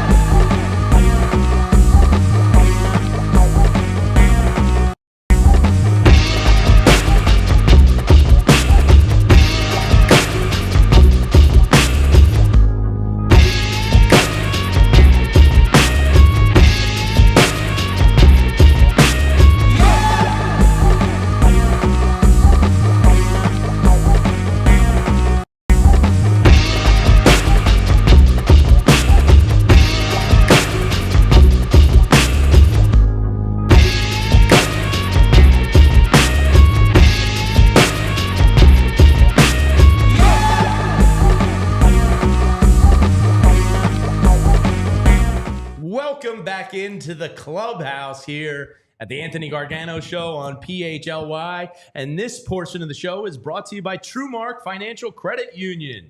The Anthony Gargano Show is presented by TrueMark Financial Credit Union. So check out TrueMark.com/PHLY or stop into your local branch to learn more about the credit union difference at TrueMark Financial today. So, of course, joining me in the clubhouse here is our man JP and our man VG. Hey, look at that. What's up? JP and VG. Two initial guys. Yeah, big initial guys. JL. Yeah, and I guess I'll be JL for this segment. But this is the clubhouse, and JP, one of the staples of the clubhouse is Back in the Day. That's Back right. in the Day. Yeah, I feel like we do. Which is brought to you by Rite Aid. I feel like we do need like a tune for Back in the Day. Back in the day. All right, so We today's can freestyle it, JP. We got this. Back in the day with JP. That's good. Yeah, I that's not like bad. it. Big reverb guy. Yeah. All right, so the Back in the Day moment, kind of a big deal here for Philadelphia. So if you guys have been to the art museum, there's usually a long line. Unfortunately, not for the art museum, but it's for the Rocky statue. Well, on today's day, on 1982, Rocky III came out in theaters. And obviously, that was the big movie that introduced the Rocky statue, which it's been ironic. It's got an interesting history. It was at the top of the steps. It was down by the Spectrum. Now it's at the bottom of the steps in its own little corner there. But it's interesting. There was actually, you guys know there was 3 Rocky statues. So obviously the one the one that we know is here, Yes. right? There's one in the Sports Museum in San Diego. Huh, didn't even know there was a sports museum. And then there was the last one got put up for bid, and the bid started at $5 million, and unfortunately got relegated down to $1 million. And the funds went to the International Institute for Sports and Olympic History. So those are the 3 statues there. But obviously, implemented Mr. T, Clubber Lang. I didn't know this, guys, but he was a bodyguard for Muhammad Ali, Sugar Ray Leonard, and Leon Spinks. I did not know that all before. Really? Rocky I did not know that III. either. I found that out too. But today's the day. Rocky III came out. Not my favorite Rocky, but that was There was some pretty comedic lines with like, Oh, yeah. hey, woman, get yourself a real man. Get yourself a real man. Hey, woman. You know, I love Rocky 3. Yeah, it's pretty unintentionally funny, I would say. My Rocky knowledge sucks in terms of like chronological and like which one's this and which one's that. They go pretty easy. 1, 2, 3, Well, yeah, I know 4, that. 5. But like which one's which one's the Dolph Lundgren, which one's Thunder Lips, like which one's Apollo. So I'm kind of a mess there with my Rocky knowledge. All right, a couple things we got to talk about before we get out of here today. I have to do an old man rant about the Shore. I'm in for this. Yeah, this is there's a lot of weird vibes at the Shore these days. And then we'll get to Angel Hernandez and, of course, the passing of the great Bill Walton, who was one of my favorite people in sports. I was down the Shore this weekend. I was in Sea Isle, like 12 kids under the age of 9 all in the house, 5 families. We just crammed them in. It was great with some college friends. So we were not like making it out to the Shore. But some wildness. I was seeing all the videos this weekend from Wildwood, Ocean City, and Seaside Heights. Popping off with Alley-Pop. Dude, They need it. what is going on with the TikTok teens out there? Yeah, there's been nothing better. I joined every beach community's Facebook page, Wildwood, Ocean City, and like the greatest comment I saw was wind turbines making kids go crazy. It's true. It's facts. Yeah, so if you missed the stories from this weekend, there was an alleged reported shooting in Seahide that wasn't a shooting, but a gun may have been pulled. So chaos kind of erupted and everybody was pouring out of the boardwalk. In Ocean City, a 15-year-old was stabbed on the crazy boardwalk, one. which is wild. And then in Wildwood, I saw tons of videos of cops like arresting kids and kids like taunting cops. It's like, it's absolute mayhem. Yeah, for sure, man. And I was telling you guys before the show, like when I was a teenager, I was horrified of cops. I could never imagine being like, F you or giving the finger or this or that. But the other thing was like, you didn't want to be in mass groups of people. I don't understand this like flash mobbish mentality. It was way harder for us to get like with Snapchat and social media. It's easy for the word to get out. And But these why kids is this just fun? gather. Everyone wants to be part Because of a you're trying, viral like moment. you're trying, you're teenagers. Hormones are going. There's women or girls that are different, guys that are different. Everyone wants to party together. But like, I don't know. It wasn't like me and like my 2 or 3 boys would roll up to the boardwalk and you'd go, take your shot, flirt a little bit, hope for the best, go play some arcade games. Yeah, but who are you flirting with? If you know there's gonna be 40 girls in a location, you try to spit your best game at. Law of averages, VJ. You don't flirt in person anymore, though. It's all over the phone. And, like kids don't do that stuff. Slide in the DMs. So like seeing these like boardwalks just overrun with these kids, I feel like I aged 25 years. Ocean City one was crazy because like I remember like and Ocean they're City stabbing each other. Like what the frick is going on here? That's in a dry town. Yeah, in Ocean City. Like what are these kids all hopped up on Coca-Cola? Right. Like what the hell's going on? Mountain Dews? Yeah, dude. Yeah, the That's dude the crazy one. Yeah, I mean, Ocean City was always a calm. Like, it was a family spot. It's America's family resort or something they call each other. Yeah. And then the Seaside, the Seaside one's tough because, like, that's a little bit more of a party-ish Well, the scene. thing is, Jane, they're trying to steer away from, like, that Jersey Shore perspective that people have on them. So they knock down, like, the nightclubs. They're trying to be more family-friendly. And then you go on TikTok or Instagram, and you see kids just running away. Like, there was I heard the same thing. There was some type of shooting. Obviously, we don't know exactly what happened, but it was a crazy weekend. The first weekend of the summer. Yeah, and I was in Ocean City last year, and we were sitting. My cousins have a beachfront property that we're really lucky to use occasionally, and we were sitting out on the balcony at like 8:30, 9 o'clock at night, and all of a sudden we see sirens on the beach roll up, and like 75 kids pour out of the exit of the beach. And now, of course, I know what they're doing down on the beach. But like, what are they doing down at the beach? A little bit of this, a little bit of that, and they're running out and they're going like "F you, copper," and they're just like so like bold. I'm just like blown away by it. By just the attitudes of them. They're not afraid of anything, and they're just rolling so thick that it's like screw you. I hate to be that guy, but I mean, like, social media is an influence, right? I mean, like, right now, like, Andrew and I are closer in age. Like, when we were growing up, like, we didn't have, like, TikTok or Instagram. We weren't just scrolling all damn day. Like, I feel like for myself growing up, like, we would watch TV. I would watch a lot of sports, obviously. Those are my influences. And I feel like now they see, there's no prank culture on YouTube. Yeah. Weird pranks, too. And, like, everyone's just trying to join the viral moment. I guess that's what it is. It makes me very uncomfortable. Oh, for sure. I'm basically doing like live bets now. Like I can't afford normal rates. I'm just waiting for another crazy weekend until these rates drop down there for rentals. I'll hop in now. Dude, you and Janice could go to Europe for the cost of staying in Seattle for like 3 nights. It's absolutely crazy. What do you got, Andrew? I think it's just a lack of respect from like younger kids. Yeah. I don't think they respect anybody. I don't think they respect cops. They certainly don't respect cops. I just think that's like the younger generations. That's the biggest problem right now. Just because like the temperature of like our entire country. I think that's one of the main reasons why we're seeing this stuff happening. It's kind of sad to see. For sure. Because the Ocean City Boardwalk should be like a place where families are eating Core Brothers and eating Johnson's popcorn, not like flash mobs of teens stabbing each other. Yep. So it was kind of like a sad realization seeing all these videos from the shore this weekend. I was just like, man.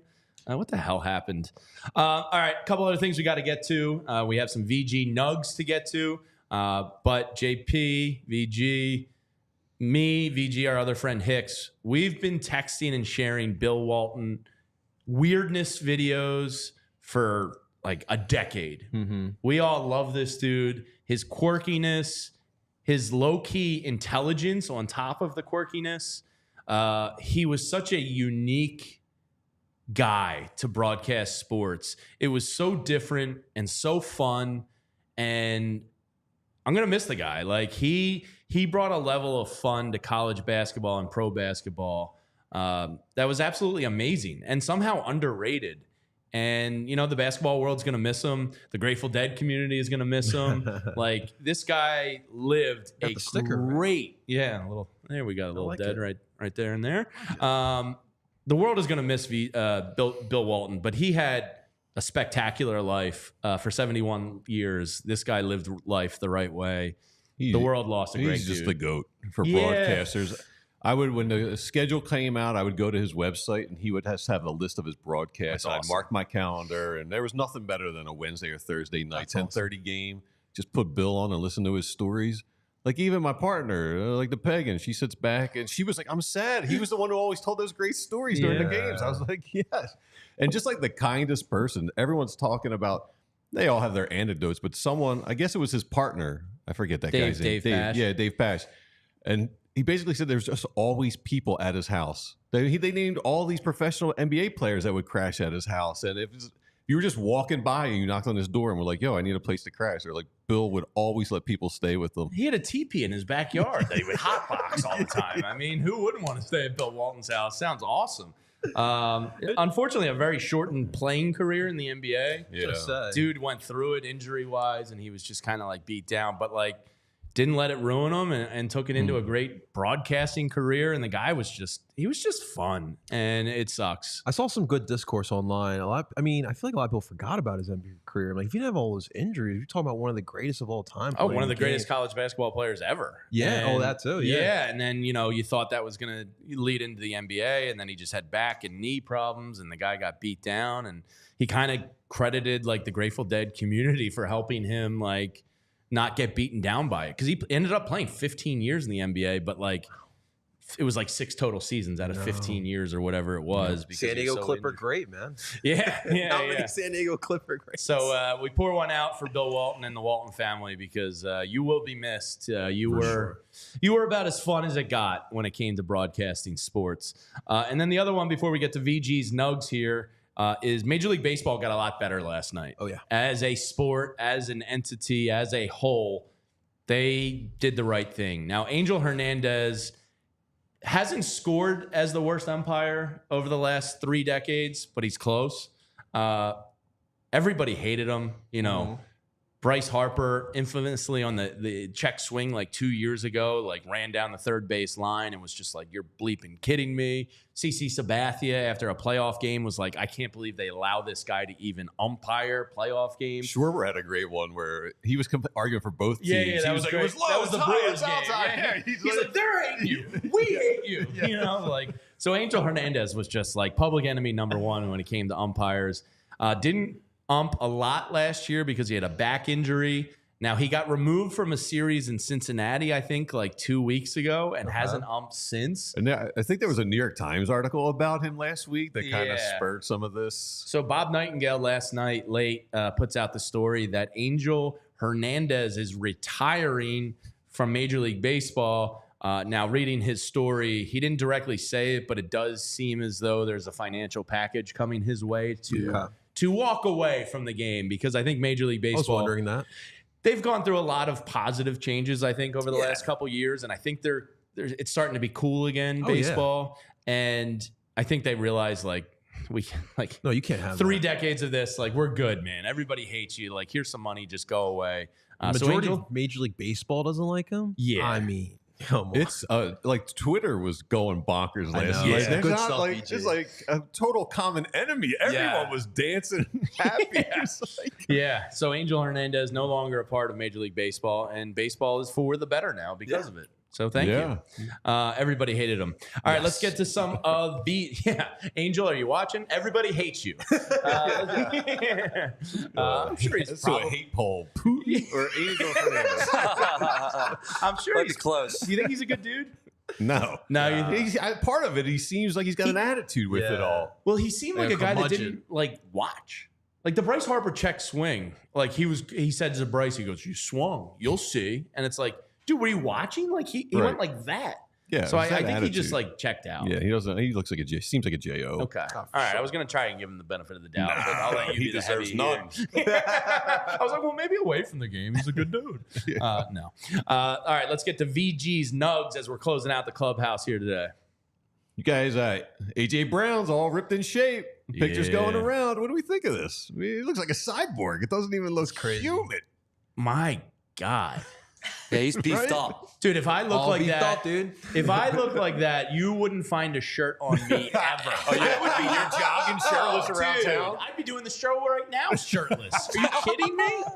Guy looks like he's chiseled out of marble. My God. That's incredible. Insane. Do you remember the picture of him and DK Metcalf at like post-combine? They were working out at Ole Miss. Andrew, see if you can just screen share that real quick. Just Google AJ Brown, DK Metcalf.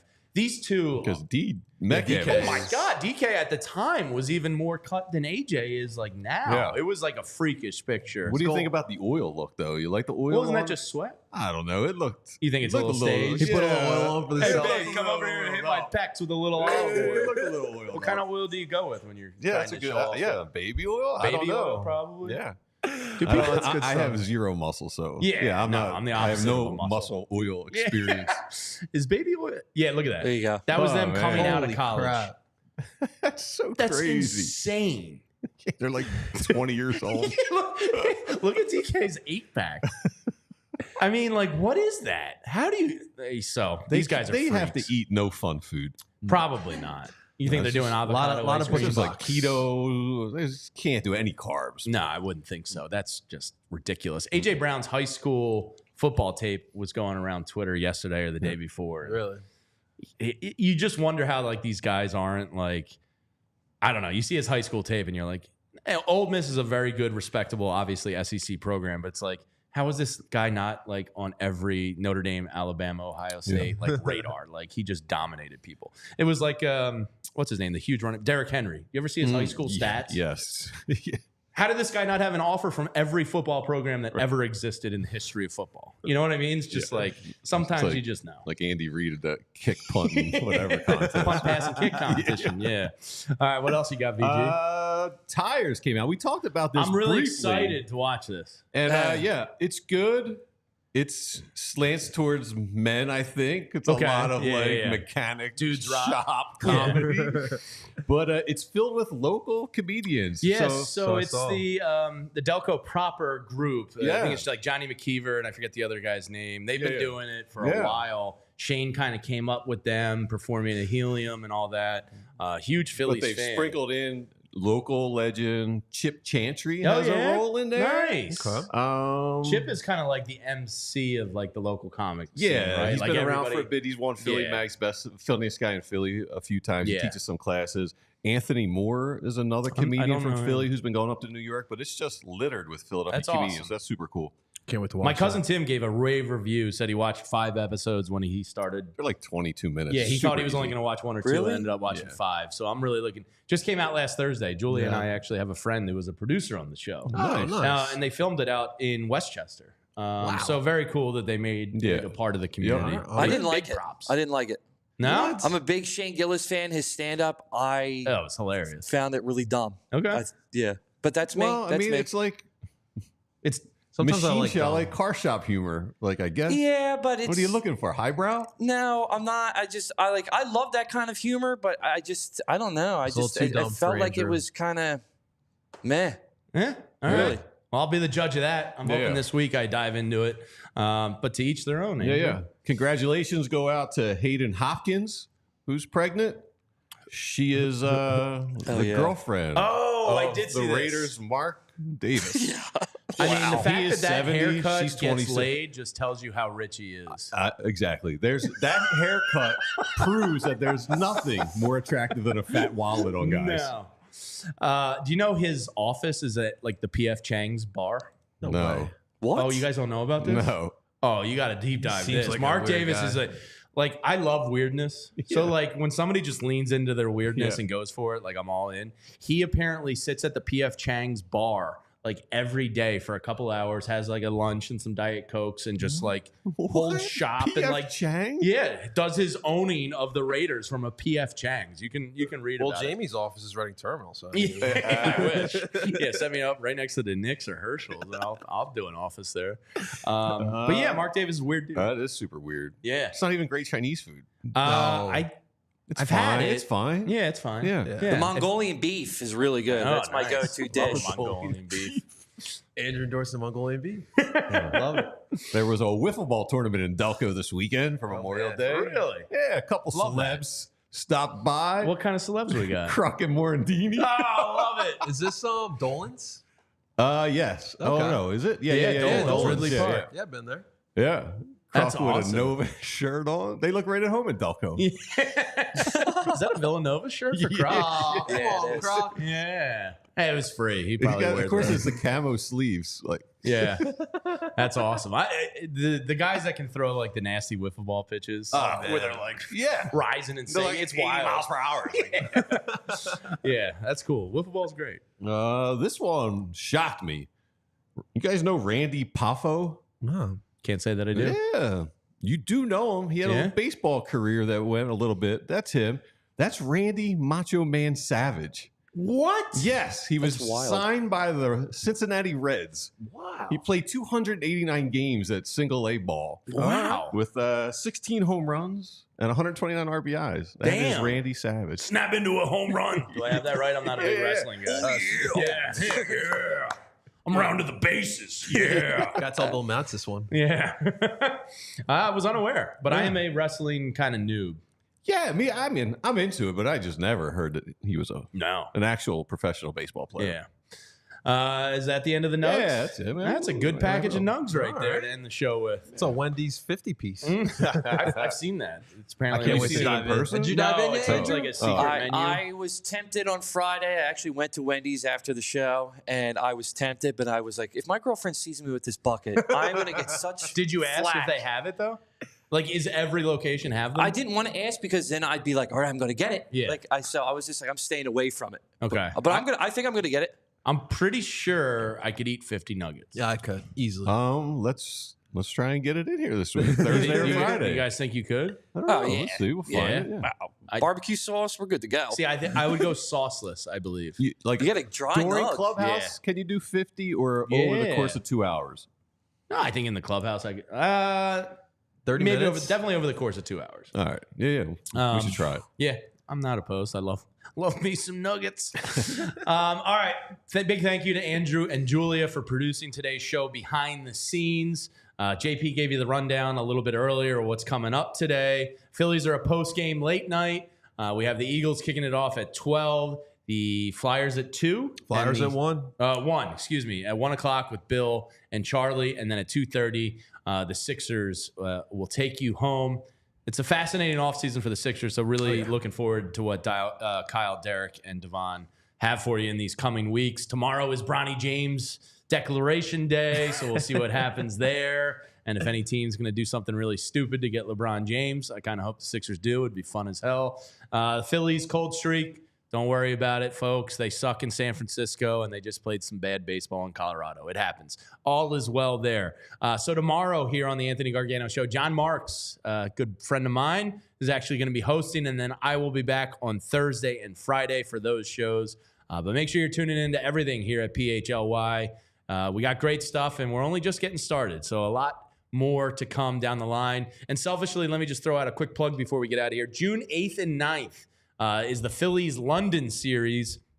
If you don't have anything going on, me, Tyler, Renee, John Foley are going to be broadcasting from the Gall & Co. One in Rockledge, one in Port Richmond. Go to allphly.com, the events tab. It's free to RSVP. We're going to be giving out tickets. We're going to be doing a pregame, a postgame, a watch along, eating some great food, hanging out with some great people. So if you can make it. Oh, nice. JP will be there. I think Andrew's coming to the Port Richmond one. I'll probably drag VG's ass out too. So if you can make it, don't have any plans, and want to drink some Bloody Marys with me in the morning, then come on out. We'll have a great time. And thank you to everybody tuning in today. It was an honor and a privilege to host today's Anthony Gargano Show. So I look forward to coming back on Thursday.